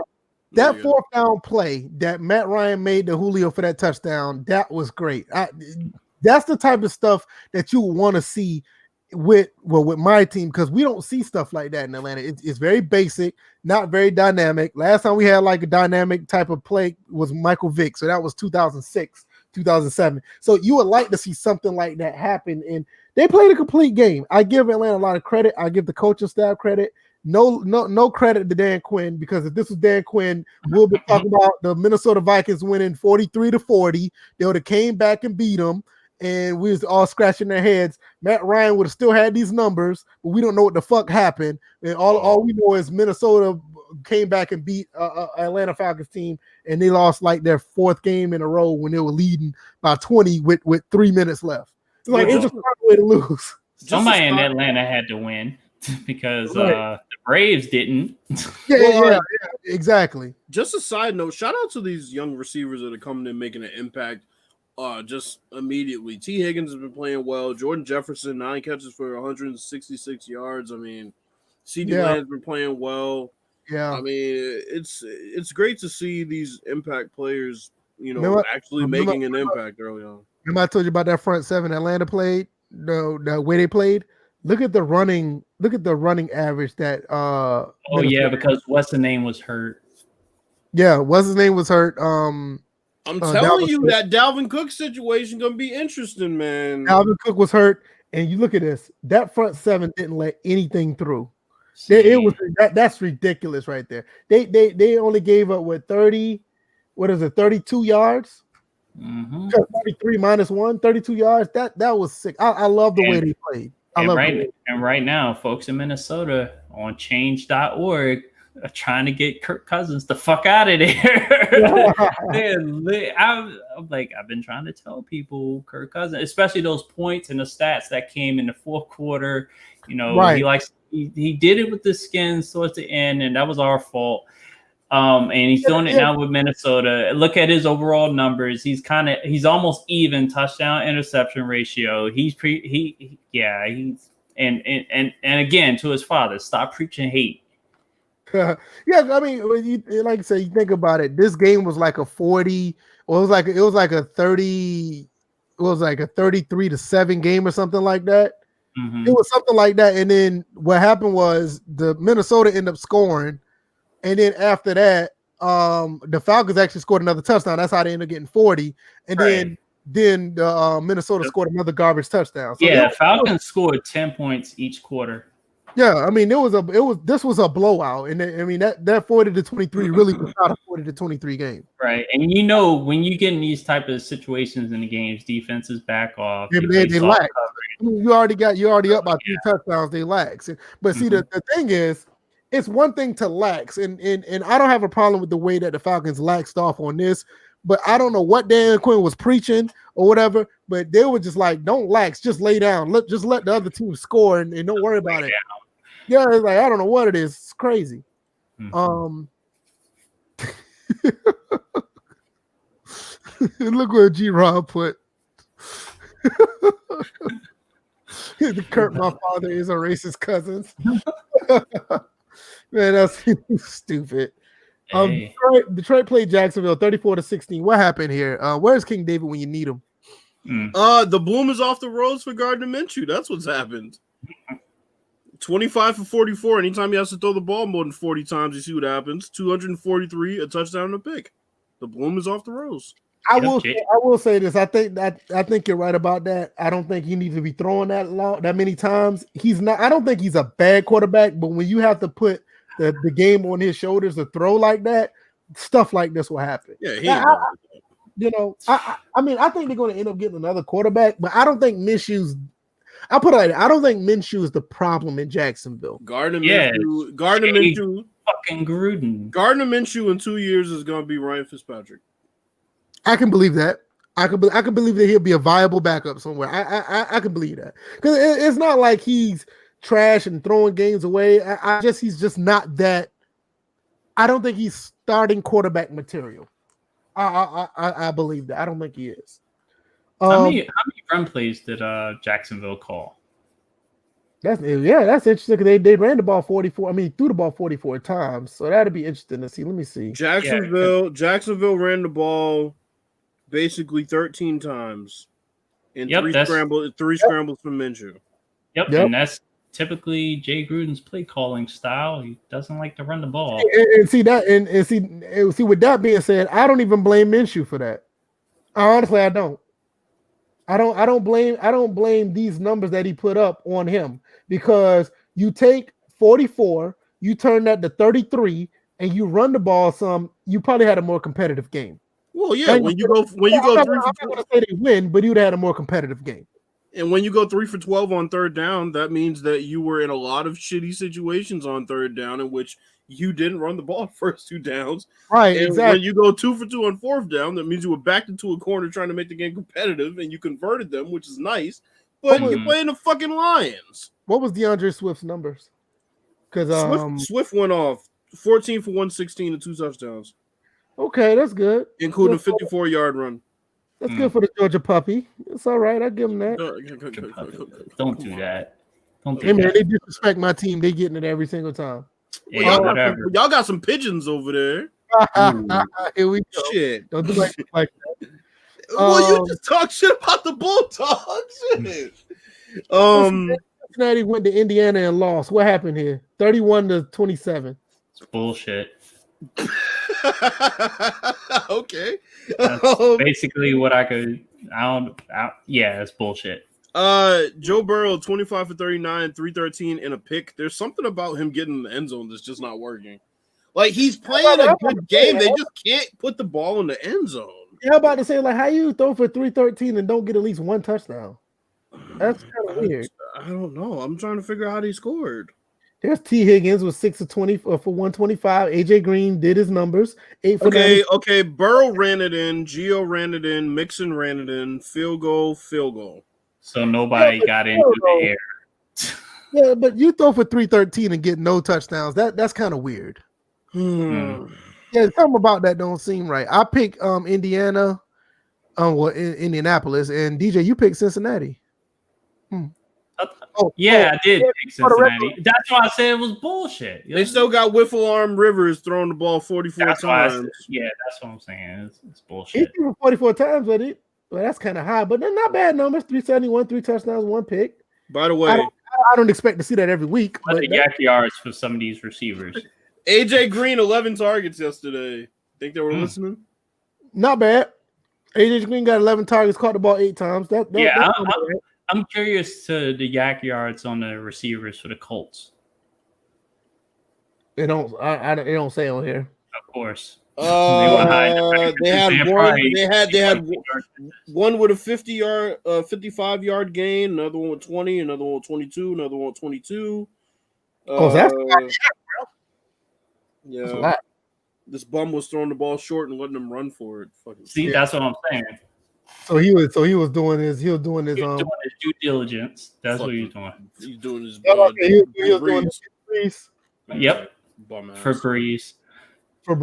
Oh, that's beautiful Febreze. You call him Faux Breeze, the fake Breeze, fake ass.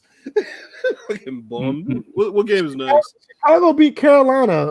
What's up with this? What's up with this Bears team? Are they for real or what? Nick Foles playing with no expectations, man. This is what you get.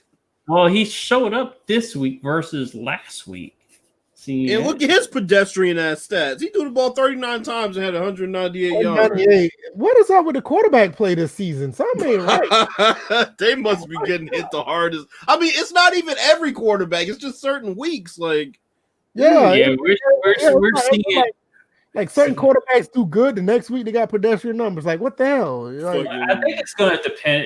It's just like I was saying about how the teams are going to play with no preseason, no training camp. It would kind of depend on the stage of what the team was playing at. Like if they're like a playoff contender, Super Bowl contender, their good play is going to be a lot higher than the ones that are middle of the road and the ones that are rebuilding. I think the quarterback play is kind of going to be up and down just like that. If you're like a future Hall of Fame quarterback, it's not going to matter. Your numbers are not going to be pedestrian. Well, unless you have a noodle arm. But even Noodle Arm got 300 something yards. So you got Butterbrickle Bridgewater, 16 49. I saw Teddy Bridge. I was like, ooh, child, look at this. Anytime you say "ooh chow," that's the first reaction I got. 216, no touchdowns, 2 picks. It's like that little white kid that they keep showing a clip where he was like, Jesus Christ. Yo. Oh my Lord. At 18, everything about this team was pedestrian. What was the running game? DJ Moore did all right. Robbie Anderson did okay. DJ Moore's been playing well this year. Yeah. He stuck up. Because whenever Steve Smith threatens to smack the shit out of you, obviously this was like a couple. And to be honest, I didn't think he was worthy of the draft pick that he was in. I think he was a first rounder. Yeah. I didn't think he was going to be first round material, but he's stepping up. I give him credit. Carolina 3 for 13 on third down at home. Ooh, wow. Yeah, well, man, that ain't gonna get it done. Is there anybody in the stands though, Emily? I think they have some. Yeah. Carolina got people in the stands. They advertised it here, and if they want to come to a game, they tell us that. No, thank you. Yeah. I mean, I live an hour away. I'm not going. Nah, that's okay. Because they kind of did the same thing up here in Maryland. Now Baltimore and Washington can host fans, so we'll see what happens this weekend. G-Rob said it should have been 3 picks. 1 pick was called back on some BS. Okay, well, that's the Bears fan. Shout out to the Bears right now. They're doing pretty good. This dude Noble sitting there talking about he made Brady. You know Brady set a record for passing yards in that game. What are you talking about? It took 2 reverses from Bill Belichick's dumbass play calling wise. It took Brandon Cooks spinning around in a circle and getting gored. It took all that and him not playing Malcolm Butler for y'all to win. Like, stop it. I picked Chicago. DJ picked Carolina on that one. We both end up picking Miami in this game. What the hell is going on with the Jets? 24. All I gotta say, he still has his job. Yes. All I gotta say is Adam Gase, from the time he was offensive coordinator to now. That was close to saying Gase too. Adam Gase, from the time he was the offensive coordinator to now, has had the 21st ranked, 24th ranked, 24th ranked, 26th ranked, I think 28th in the last place ranked offense. He still has a job. Hey, man. Hey. That's good money, man. Whatever he's doing, I need to talk to the people who hired him. I'll do a better job. He must have some Marvin Lewis. He must have some Marvin Lewis type dirt on them motherfuckers. Right. Joe Flacco, 21 of 44, 186, no touchdowns. Joe Flacco threw the ball 44 times. And got less than 200 yards. See, and this is the anomaly right here. Joe Flacco, he's not a future Hall of Famer. He's a good quarterback, but he's at the end of the line here. Yeah, I think he's at the end of the line. A lot of people sit here and try to compare him to Matt Ryan and say, well, Joe Flacco got a ring. Yeah, I agree, but both of them got drafted around the same time. Quan Bolden. Well, let's talk about Joe Flacco's lack of interest for the game to begin with. He had the same face that Jay Cutler had when he was on the field. A lack of interest. He got paid and he stopped caring. He didn't care before that. He was carried by a bunch of dogs that actually did care. Joe Flacco is the most placebo, hollow quarterback in the history of the game, and he started the trend of pay him before you go somewhere else. You should have let him go somewhere else. Right, because when the Ravens paid him, and then he saw Anquan Bolden leave, the production went down. I bet you Denver wanted him to go somewhere else. Denver wants their money back. G-Rob said, go ahead. He said Denver wanted him to go somewhere else right as soon as he got there. As soon as he got there. Jets tanking for Lawrence. That's not true. They have Sam Darnold, and I guarantee you I think they'll take, if they end up with a number 1 overall pick, I think they're going to get some more. They'll trade out of it and get more picks. They're going to Sam Darnold is their quarterback. They just need some pieces around him. He's not. That's one thing I will say. He's not the problem with the Jets. He's not the problem. I will say that. So speaking of the Dolphins, Fitzpatrick, 18 to 27, 191, 3 touchdowns, 2 picks. Tua came in the game 2 2 throws for 9 yards, and he's now the starter of the Dolphins. So let's talk about this. I'm about to say, because that's one of our topics. So let's talk about that. Let's talk about this. They said he wasn't ready. So Ryan Fitzpatrick's been playing well this whole time. Tua comes in, makes 2 throws for 9 yards, and all of a sudden he is ready. I smell bullshit. I think I smell bullshit. Planned. I think there was pressure from the front office to say, "Look, bro, we drafted Tua. We don't know what you're claiming the issue is. You need to put him in. We don't care how Ryan Fitzpatrick's playing right now. He's not going to be the end-all, be-all. We knew we were going to be in position to compete. You didn't start him. You started Ryan Fitzpatrick. My thing is, I said don't start Ryan Fitzpatrick from the outset. I said, please start Tua. They started Ryan Fitzpatrick, and now they're going to bench him in this situation? This is not the time to bench him. Everything's about timing. This is not the timing to bench him. I always had a feeling that I thought that Tua was still lingering with his injury. That's the only reason why I thought he was on the bench. But it kind of proves he didn't. He wasn't. Yeah, I was saying it's kind of weird how they did this because it's really weird. Yeah, it only leads me to believe that this was pre-planned. I figured that at this point they was going to let Tua watch Ryan Fitzpatrick just play. It was probably an agreement already there that Fitzpatrick was just going to start out the season and then hand the reins over.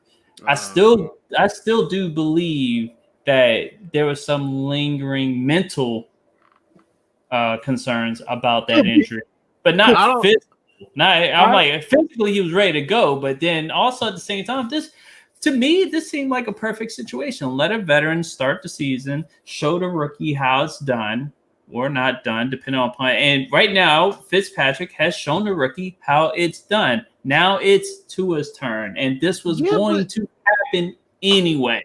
I disagree because here's the thing. Let's say you put Tua in now, and Tua can't perform. You had the team in playoff position, then you put him in. You knocked him out. But you knocked him out of playoff position. But this is a revert. This is kind of, if I'm thinking of what my team is going through right now, it's kind of like a reverse situation. They're kind of like a similar situation. Miami wasn't expected to be at this point. I'm like, because remember, we said it here. You yourself it was like, why is Fitzpatrick starting? He's gonna flounder out. And I also said they were gonna make the playoffs, regardless.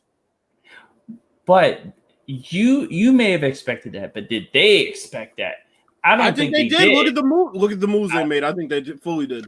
I think they was in playoff mode. I think they thought they was going to go in the playoffs at least. But I always thought Tua was just an injury issue. I thought it was something about his hip that he just wasn't ready. That's the reason why I thought he was on the bench. You don't sign Byron Jones, Kyle Van Noy, and a bunch of other top guys that were free agents at their position. Without going to the playoffs. I agree. So that's why I don't like this move. I think timing is everything, and I don't think this is the right time to do that. I hope it works out for Tua's sake because I like Tua, but I don't know, man. Something about this, there has to be more to it than what meets the eye because I don't like that timing. Honestly. Yeah, I see what you're getting at. That does, you make a good point with that because that does make sense. We both picked Miami on that one. Green Bay and Tampa Bay. I was completely wrong on this. I thought they were going to win this game. Tampa Bay outright dominated this game. Was Aaron Rodgers had 2 pick six or something like that? Yeah. Which is funny that touchdown celebration he had, even though it was called back, and then everything just fell apart thereafter. Yeah, because they was up 10-0 in the first quarter. Yeah. I was surprised. Aaron Rodgers, 35, 160, no touchdowns, 2. Jesus Christ, all these pedestrian numbers. Like everybody, what the hell? Yep, this is another anomaly. And it's an anomaly of epic proportions because not only did he only throw for 160 yards, he didn't throw any touchdown passes. He threw 2 picks, 1 return for a touchdown. So, yeah, he threw the ball 35 times, bro. That's insane numbers. So, couple things about this game. All right. Tampa Bay's secondary is playing really well right now. Much improved from the first 2 weeks. Tampa as a team, Tampa defense. they are. Tampa as a team is playing a lot more disciplined. They had 0 penalties, none. Very impressive. Most of their penalties were holding penalties, really bad holding penalties. Early on in the season, so that's good. Brady didn't have flashy numbers. He made some throws when he needed to. The throw to Gronk was pretty good. But what's his name? Ronald Jones III had a really good game. He's running hard. Brady 17 to 27, 166. What? You know what? Something going on in the league now. This. Remember. But here's the thing, VF. You gotta remember. So in this game, I can kind of understand why both sides were pedestrian because remember, they had 2 pick sixes, so Brady didn't have to do anything like crazy, especially when they were running the ball as good as they were. I mean, Ronald Jones was getting what he wanted on the ground whenever he wanted it. Yeah, he did pretty good. Brady made a couple of timely throws, but overall, A-Rod had no time to throw. Man, I can't even really put this on him. He didn't have any time to throw. Tampa's front's really good. Green Bay wasn't able to run the ball at all. And their best running back was out anyway, Aaron Jones. So, yeah, I mean, Tampa's looking really good right now defensively. And that was, in my opinion, early on a pretty must-win game. Yeah, Aaron Jones only ran for 10 carries for 15 yards. That's hard. Oh, yeah, he did play. Okay, yeah, so. Yeah, he got stymied. I mean, nothing. They tried 3 different running backs. Yeah. Chris Thomas says, how about Tampa defense? What you think about it? I think they play pretty good. Bro, the secondary is playing a lot better, man. Yeah, I they play pretty good. Yeah, good. I would say a lot of it's just reminding me of the old Tampa Bay Buccaneers. They led the league in rush defense last year. People don't know that. They led the league in rush defense last year. All right, let's get into DJ picked the Bucks. I picked Green Bay. I was wrong on that one. All right, me and DJ both picked the Rams, and we were wrong. 24-16, San Francisco beat the Rams. What in the hell is going on here? Garoppolo played a really clean game, and he made a really good throw. He made a really good throw to Kittle. Oh wow, 33, 68, 3 touchdowns. Yeah, he did. Yeah, that's pretty. The only thing that's concerning me about them right now, besides the fact that they have a shit ton of injuries, is the fact that with those shit ton of injuries, they're running George Kittle into the ground. Last week, I think he had something like 15 targets. This week, 10 targets. They're slowly but surely getting their targets back and getting their players back, but I mean, they're kind of just trying to stay above water right now in that NFC West. Yeah, it's gonna be tough because it looks like that Seattle's gonna run away with that division. It looks like they're gonna run away with it. Because I talked about potentially 3 teams from this division making the playoffs, but yeah, it might end up 2. The Rams are looking pretty good, but we'll see. I think the Rams are gonna fizzle. I think the Rams are gonna fizzle out. I was just about to say that. I wouldn't be surprised. Because my picks were the Seahawks, San Fran, and the Cardinals. So G-Rob said Mozo out, maybe on IR. That's another injury to the 49ers. That's crazy. Yeah, no Breda. So, Breda's gone anyway. Yeah, Breda's in Miami now. Kansas City and Buffalo, 26-17. I did not watch this game because it was like at an odd time or something. Did they play like 5? Yeah, it was like at 4:30, 5 on a Monday, right? Yep. It's like, Monday doubleheader. I didn't play this. I was playing Madden because I found out Le'Veon Bell wasn't going to play, so I didn't watch. I'll be honest. Well, Patrick Mahomes pretty accurate, 21-26, 225, 2 touchdowns. I can't get mad at those numbers. Clyde Hilaire, 26 carries for 161. Very good numbers. Clyde Hilaire, 26 carries. Yeah, I mean that's a lot. I think it's a lot for him, man. That's a lot. But it also looks like Kansas City was able to balance their offense. It wasn't too much on Mahomes to do. Finally. Yeah, I agree. No receiver didn't do the receivers didn't do too much. A lot of basic numbers here. 15 rushing first downs. Says a lot. Yeah. What's going on, Buffalo? Yeah, I'm about to look at their stats right now and find out. Josh Allen, look at these numbers, bro. 14 to 27, 122. He's reverted back. I was warning about this. They lost time possession by 15 minutes. I think the Chiefs. Oh yeah, that's significant. I think the Chiefs made because Buffalo can't run the ball right now. That's part of the issue why Josh Allen's reverting back to how he was last year. They can't run the ball. They just can't. Bro, they can't run the ball. 14 to 27, 122. This is another quarterback with these lame ass numbers, man. Yeah, but he was also his team's leading rusher. So that says a lot about why those numbers are the way they are. Wow. They can't run the ball. G-Rob said Bell may not get no shine. That rookie is killing it. No, I don't know, man. One thing about Bieniemy, man, the offensive coordinator, he finds a way to get everybody the ball. I think Le'Veon's most definitely gonna play. Yeah, I think he's gonna be fine. I mean, the rookie's playing well, but I think they're gonna find a way to give him the ball. Because Clyde Hilaire is meant to be a third down back anyway. So right. He's overachieving. Last game, Arizona and Dallas. What the hell happened? Well, we know what happened. I mean, Dallas. A catastrophe. Yeah, Dallas. Their team is just falling apart. All you need to see here is that the Cowboys players are now calling out their coaches for being underprepared. Mind you, this is following a game in which Mike McCarthy said, I think we prepared the best for this game of all games this season. Oh, really? That seems like a big disconnect. I was just about to say that when because shout out to G-Rob, he put it in the Discord about that. And I believe it. I believe it because and it's not just this game. I'm talking about throughout the season.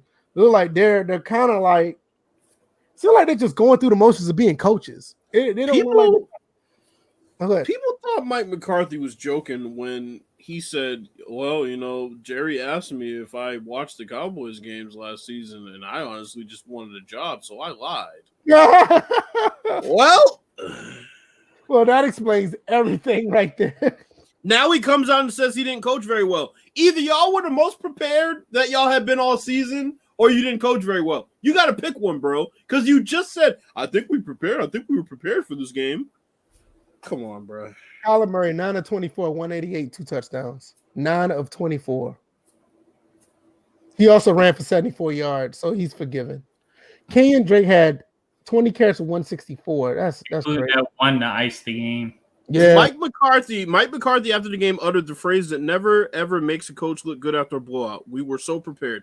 Mike McCarthy after the Cowboys 38-10 loss. I felt like our preparation coming into the game was our best this year. Wow. We didn't play very well on offense, defense, and special teams. Most importantly, I didn't coach very well. I have a continuing issue with ball security on my football team. Well, I wonder why. With that kind of talk, Dallas gonna be 2-14. First off, two things here. He's double talking because I'm sorry. If your preparation going into this game was great, then your coaching is part of that. So if your preparation was great, you can't say you didn't coach well. Those things are very, very much tied together. Secondly, you basically just threw the entire team under the bus and then doubled back and said, oh, but mostly it's ball security. Nah, like Noble just said, that organization is a mess. I agree. Looking at the box score, the two people that fumbled were your star running back, who lost two, who fumbled twice, and CeeDee Lamb, who fumbled once. Your ball security issue that you're talking about, Zeke doesn't really fumble. Maybe you should not throw your running back under the bus like that. Right. Like you threw Aaron Rodgers under the bus in the media and ended up without a job and put out on your ass. You're not going to win this battle either, buddy. And like I said, you're not going to make it past this season. I said that to begin this year, and I'm sticking by it. You're not going to make it past this season, Mike McCarthy. Yeah, I can see that. Down there. He says Zeke got his payday in tank. What do you want? What? Plus, he gave Nolan a job because Nolan look out for him when he was a 49ers coach. Nolan is trash. Yeah, Mike Nolan is not a good coach. I thought he'd be a pretty good defensive coordinator, but nah, that no. This dude really just said that Zeke got his payday and tanked. They should have benched him for Pollard. I don't know, man. No. We're just gonna. I'm like, as much as I hate the Cowboys, they've been doing Zeke a disservice by not using him the way they're supposed to use him, and they were supposed to use him a little bit better in this game with Andy Dalton at quarterback. But obviously, yeah, you're not used regularly throughout the season. You're gonna not be the same Zeke that you were when you were being used regularly. So, yeah, but that's it for all the picks. I mean, it kind of we both picked Arizona on that one. The last one you picked KC, I picked Buffalo. But yeah. So, all right, I ain't got anything else. Bills, you wanted He to got talk about signed last year. Hold on, just real quick, just for What? some reference. He got signed last year. He signed that contract. 301, 1,300 yards and 12 touchdowns. Let's be realistic when we talk about who should be benched. Yeah. All right, that's it for the picks. The results of last week. Bills, you wanted to talk about before we go. This is Michael Jordan interview you wanted to talk about? oh yeah, this is the one I shared. Yeah, you shared it earlier. So Michael Jordan had a very candid interview with. What does that guy even do? Is he a cigar maker? What is he? Yeah, doing? he's a cigar according to the username. It's like cigar aficionado. Yeah. So the beginning of that interview, he pretty much was just like, here's his box. This is like a box of 30-year-old cigars, and he's talking about Ahmad Rashad would be crying because yeah. So that's how that started, and it seemed like it was like a bribery type situation. He's not doing this interview because you offered me these cigarettes. And also I think he wanted to drink too. So, but yeah. Jordan said a lot of things in this interview that I agree with.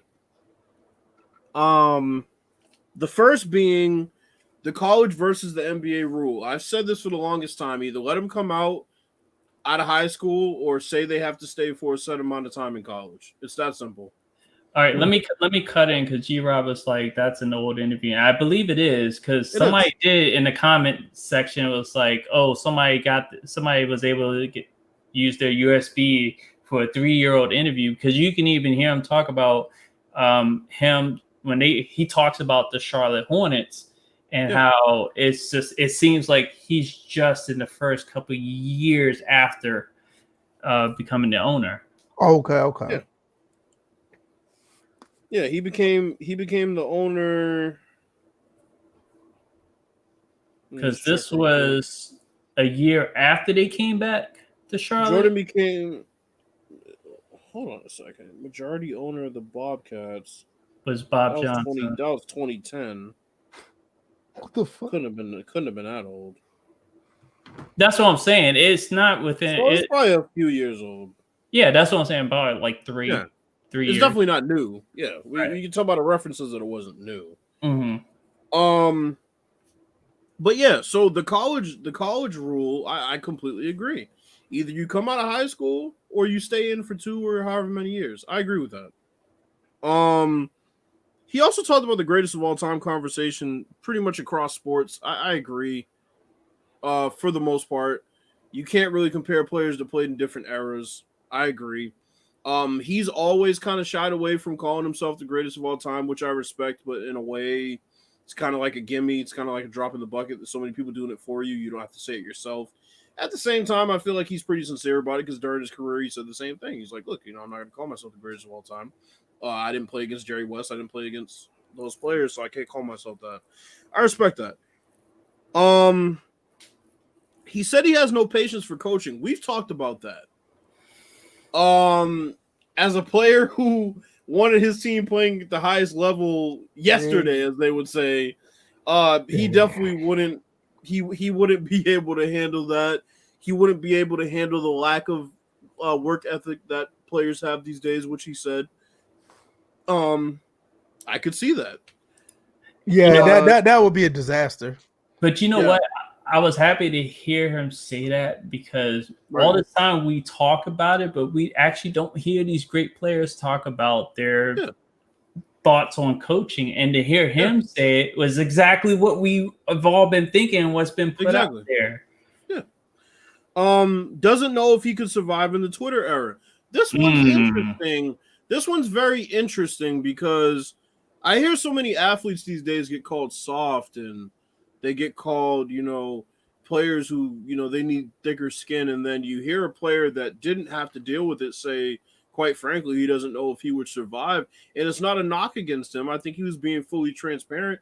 And it is difficult when you're under a microscope 24/7. Now, granted, as much as he could be before the social media era, Michael Jordan was under a microscope. Make no mistake. I think I'm gonna look at it from the angle like the old man trying to learn the new tech, or the old man trying to learn the new culture.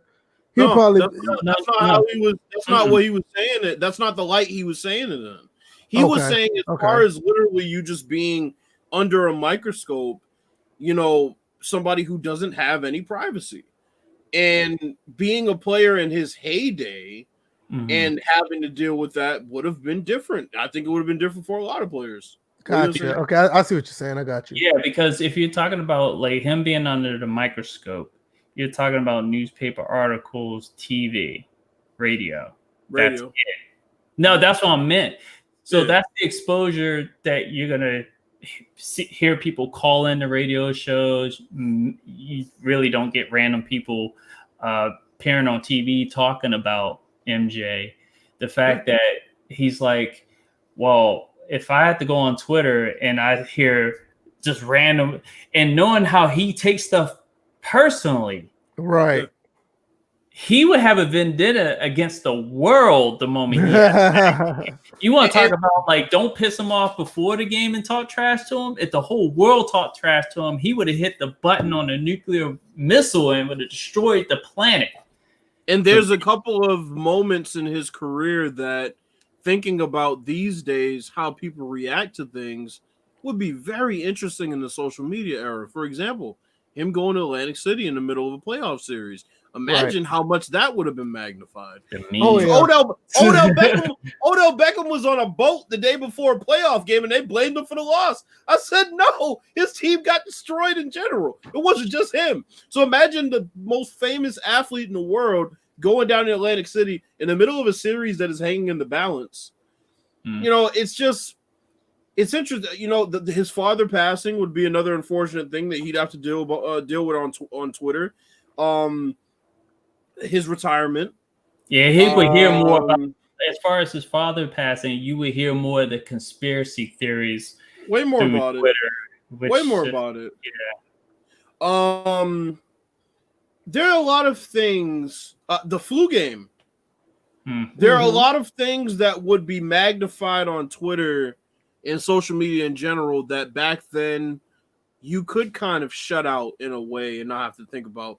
And the thing is, a lot of these people who are just out of the loop completely will say, well, he could just get off social media. You don't get it. When you're a brand, you have to interact and advertise yourself and promote yourself on social media in some form or fashion. No, you don't have to be on there interacting with fans 24/7. Even DeMar DeRozan said it. You have to be on social media in this generation. You have to. There are very few people who succeed without being on social media in any form or fashion. You just have to. Gambling's another one, G-Rob. So I understand where he's coming from, and I think a lot of players would have issues dealing with that. And it's just another testament to the top athletes in the world now that do deal with it, because it's not easy, man. It's not easy. Right. The last thing was a minor one. 6 cigars a day, MJ? Yeah, that I heard that, and I was just like, I heard that, and I took that personally. I was just like, 6? Like your lungs are like, I've been taking this personally. He's been filling me up full of smoke for quite some time. You're not supposed to inhale it, right? You're not supposed to inhale it, but still, 6. That's a little too much. I've never had a cigar before. I am looking forward to trying some, but that's when I calm down my singing because I don't want to take any risk with that. But I think way later in my life. Here's the thing. I hear that cigars don't do as much damage I don't think they do. Cigarettes. No, they don't. Cigarettes, because you're inhaling cigarettes. Yeah, and it's full of chemicals and stuff that you probably would see in a Area 51 science experiment. Right. So with cigars, it's mostly natural, but still ingredients. Good Lord. And it's funny because he was just like, I'm not giving these to somebody who never smoked cigars in their entire life. You know, like the 30-year-old cigars. There was a funny part of that interview where he was like, he's like, how's the cigar? He's like, it's great. I'm trying to smoke it. You got me fucking talking so much. I can't enjoy it. I got a laugh out of that one. But no, I mean, this is the most candid you're going to see Michael Jordan, I think. Mm-hmm. This and The Last Dance. The most candid you're going to see Michael Jordan. So those are my impressions. Yeah, I haven't watched it. I'm gonna have to watch it because I haven't watched it, and just to look at it, just to see it. I would say just watch it in passing because that's what I did, because it was like you can't really just sit and watch it. You just have to just listen to it. That's good listening, that interview. But they're not really doing much visually. The dude's just sitting there trying to smoke a cigar. The other dude's just like handing him boxes. And then kind of going back, like I know an interesting part came up was the Wizards years that he brought up. And he talked about the fact that the reason I came back as a player was more for teaching. I'm like, and it's funny because a lot of us thought he came back to bring the franchise back into prominence, but no, his sole reason for playing those 2 years in Washington after coming out after being the GM for like a season was to teach those young players how to play the game of basketball, how to, train for the game of the professional NBA basketball, to be the hardest worker on the team. That's what he was trying. Even though he ended up trading his best young talent away. But that's the thing. He wasn't doing it for the aspect of like the admin part, because that's the part he's still not that good at anyway. But the fact that as far as the playing aspect, like as a player, he felt like he could impact that team a lot more in those teachable moments. And then obviously he wanted to get back into it. And I think Abe Pollin was the one that fired him. It didn't allow him to come back in any type of GM capacity because he came in with Ted Leonsis. And just think of Ted Leonsis had owned the team before Jordan stopped playing. Jordan would be still with the Wizards. And going back watching them, thinking about the time he did play with the Wizards, that kind of makes sense as far as him making it a teachable moment. That makes a lot of sense. They weren't gonna. The first year they were close to making the playoffs, but they were not a playoff team. This is why I'm skeptical about that. I'm just looking at the roster here, and I remember it by heart for the most part. But when we talk about teachable moments, I'm sorry, but you have a lot of vets on here that aren't going to take any teaching at this point in their career, like Christian Laettner, like Charles Oakley, like Byron Russell, like Jerry Stackhouse. I'm sorry, those aren't rooks. Those are older guys. You traded away Rip Hamilton for Jerry Stackhouse. Here's the thing. You gotta look at the franchise overall, not just its players. You make a good point, Bill. You make a good point. But here's the thing. That franchise at that moment, even though you had those veterans, did not know anything about how to win. But DJ, he traded for them. The admin part, we're not going to argue. Because that's not a question. The thing he said was that I could impact this franchise more as a player than the position he was carrying for that first year. But what was he teaching those guys that have been in the league for 10 plus years? That's what I'm asking you. He said the young guys. Yeah, so the young guys on the team. Like who? I just named fucking 5 guys out of the 10. Juan Dixon, was he young? No. Yes. Brendan, and then you got 2 because wait a minute, Juan Dixon, 2002 or what was it, 2001? He was at University of Maryland. Okay, Juan Dixon's one guy. Brendan Haywood, that's some fucking Rip Hamilton. Rip Hamilton for 1 year before he traded him. Jerry Stackhouse is then nepotism. You had Kwame Brown. Brendan Haywood getting drafted was nepotism. Byron Russell but was still a young player. Charles Oakley, nepotism. Larry Hughes, fine. Charles Oakley. But there were young players. It no matter how many of them were there on the team. I know you're rattling off a whole bunch of people, but the thing is, if he's going to sit there and say that's his main focus was more of a teaching, it wasn't. And he mentioned young players, but then at the same time, that franchise as a whole knew really nothing of how to win and what to do to try to win. So I feel like that, his time as a player watching it positively affected that franchise, not just with the current roster that they had in place, but then in the future, this franchise was like, oh, we got a prominence of being noticed. We have to, train better to stay in this prominence, or we're just going to be another disaster waiting to happen. And, after that time, they experienced it a little bit before with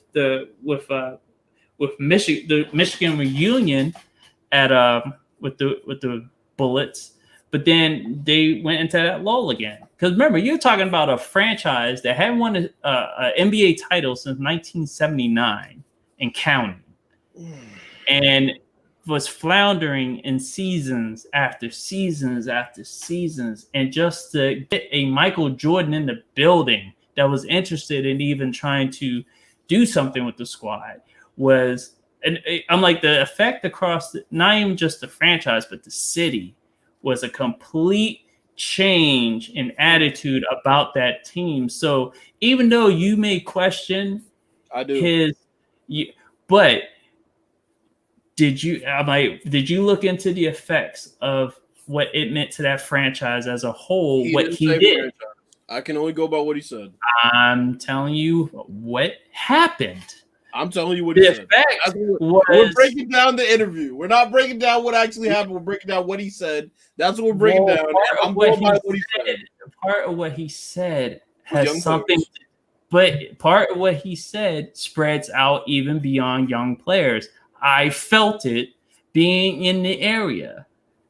So there was a lot more that he did that he didn't mention in that interview, but it meant a lot for that franchise to understand this is what it takes to be an NBA player. This is what it takes to have a winning franchise. Now, they haven't won consistently, but for a while they've been more in the national spotlight, the more competitive thing. Now, what happens here from here on out, that's really, Michael Jordan's footprints are still in that franchise to this day. And that's the effect that he wound up having. I can only go by what he said, man. Oh, that's what I was breaking. That's what I was breaking down. I'm not breaking down any type of impact on the city. I'm talking about what he said. And what he said was he wanted to teach the young players. Now look at the roster. And you rattled off some young players' names. Motherfucker's been in the league since 1990. And he's sitting there talking about, I'm gonna teach these young dogs. Yeah, okay. Because there were young players on the squad. I think both of y'all made some good points. I didn't even think about the roster when you said that, but I was looking at based on the way he was playing. I don't think they were really.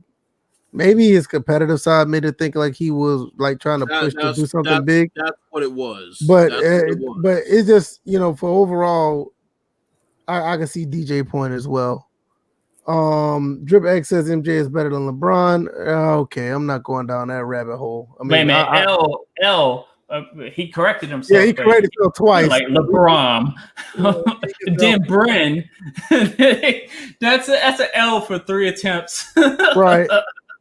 Yeah, I'm not going down that rabbit hole. I see it enough on Twitter. I don't need to see. I don't need. I don't need to go down that rabbit hole. We just talked about this, literally. Yeah, we did. Yeah, we talked about that like 5 or 10 podcasts ago. I'm talking about. We just talked about like comparing players from different eras. Like that too. Yeah, I'm not doing it. that's pretty much cover everything. This was a great episode. This was funny too. It was a funny episode. Once again, this is First and Framerates episode 185. We are 15 away. I have noted that episode 200, we're going to talk about our funny or interesting gaming experiences. So if you have any, go ahead and lock them in. If you want to write them down, or keep them in the back of your mind. So we're going to talk about those. VF, we got to tell the hardline story. Yeah, we got to tell that. Yeah, we're going to talk about that as well.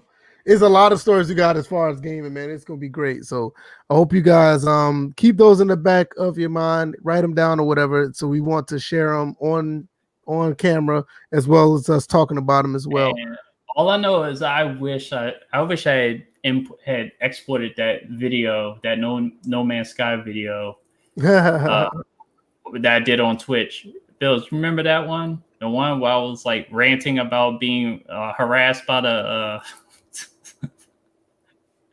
I was being harassed by the police in that game, or the drones. Yeah. Oh yeah, I remember that one. Yo, on my last stream, the Tecmo Bowl stream, I had like this crazy run with Craig Hayward. You got to go back and look at it. It was crazy. I like broke like 10 tackles in that game. Just funny moments, man. This is crazy. And then you guys can actually go back and watch the VF live stream with the Racist Wrestling Federation. Oh man, y'all need to look at that. That wrestling stream was legendary, bro. That was great. You would have thought Vince McMahon was booking that whole show. Yo, like Mark Henry got whooped on site as soon as he got in, bro. They got his ass up out of there. They were not playing around. But what you got, DJ? Well, you guys can follow me on Twitch at Evo325, and as you'll see, the logo that I came up with overnight, it's splattered everywhere. It's on my Twitter, it's on my Twitch, it's on my YouTube, Instagram, even on Facebook. It's all over the place. I'm gonna make sure you guys remember it. But you can follow me on Twitter, DJ81. And let's see. So tomorrow's stream, I haven't finalized the topics for tomorrow, but I think it will be interesting. I think I'm gonna revisit the whole Ice Cube situation. I definitely gotta talk about this Tubin situation because I did not know. Tubin. Yeah, that's funny. But it's crazy. But I'll be going over the topics and I'll definitely finalize them and I'll get those out to you guys tomorrow through Twitch. So that's what's up. All right, Bills, what you got? Breaking news. Why is Charlie Brown not airing on TV this year? I don't know. Don't tell me SJW's got a hold of it. It's gonna be on Apple TV, and I'm sorry, but not everybody has Apple TV. So what the fuck? Somebody got paid. That's the only thing I can think of. Somebody got paid. That's a business move because Charlie Brown should be on CBS every year. That's crazy. The shows now have an exclusive streaming home on Apple subscription-based TV. Wow, that's bullshit. The deal was Apple. That's why I don't use any of your products yet. The deal that's tradition. This should be on CBS, man. That's terrible. That's terrible. The evil Apple strikes again. The deal's exclusive according to Vulture, which means the specials likely won't air on ABC this season for the first time in decades. ABC? I thought it was on NBC. I thought it was on CBS. No, it was on ABC. I thought it was CBS. Oh, okay. Fuck you, Apple. Yeah, that's terrible though. They shouldn't do that. Wild. I don't even have an outro. That's the outro. What the fuck? Yeah, that's the crazy. Outro. Hey, your best bet is go on YouTube. I'm pretty sure they got the episode on YouTube because it's the same episode every year, right? Just go on YouTube and just watch the one on YouTube. Somebody got it up right now. I'm gonna download and pirate the shit out of it too. Yeah, just go ahead and download it off YouTube. You might as well because I mean I'm almost certain that the Christmas special's on YouTube. As for me, if y'all haven't checked out the stream yesterday, the Killing Floor stream, that was a great stream. Had fun doing that. Me and my wife, we're celebrating our 6th wedding anniversary on Thursday, so there won't be an episode then. So maybe it'll be one down throughout the weekend, maybe make up for it, but just depends because we got plans for the weekend, but I don't know how far that'll extend. So There will not be an episode for tomorrow. I'm not tomorrow, but on Thursday. Me and my wife is going to celebrate our 6th wedding anniversary. So that's what's going on. So you guys can catch us next week, or I'll probably be streaming throughout the weekend. So you guys check that out. Also, like I said, DJ's always streaming. Catch the stuff that he does as well. Evo 325. Also, don't forget, man, check out the frame rate gear, the banner down at the bottom. Patreon. We have a Patreon as well. You can check that out. It always helps with the channel, help it grows. Give these guys that come here, help those guys out as well. They do a great job of being co-hosts. I couldn't do it without them. Once again, this is the best, smallest podcast out there. We are growing, so we might not be the smallest anymore, but I do feel like we are the best sports gaming podcast out there, bar none. And we're going to continue to be honest and upfront about what we say and what we do. We play these games, we talk about these games, and most important, we play these games. So, all right. Also, other than that, we will see you guys possibly this weekend or next week. Once again, there will not be an episode. I will be spending time with the missus. So you guys be safe, wear a mask. Don't be up on everybody. I don't care if there's a virus or not. Don't be up on it. And definitely do not be tubing. We do not need that. Yeah, don't be tubing out here. Don't be tubing. Look it up. All right, y'all. Y'all be safe. Peace. Peace. Fuck Apple. Yeah, exactly. Fuck Apple. Fuck you.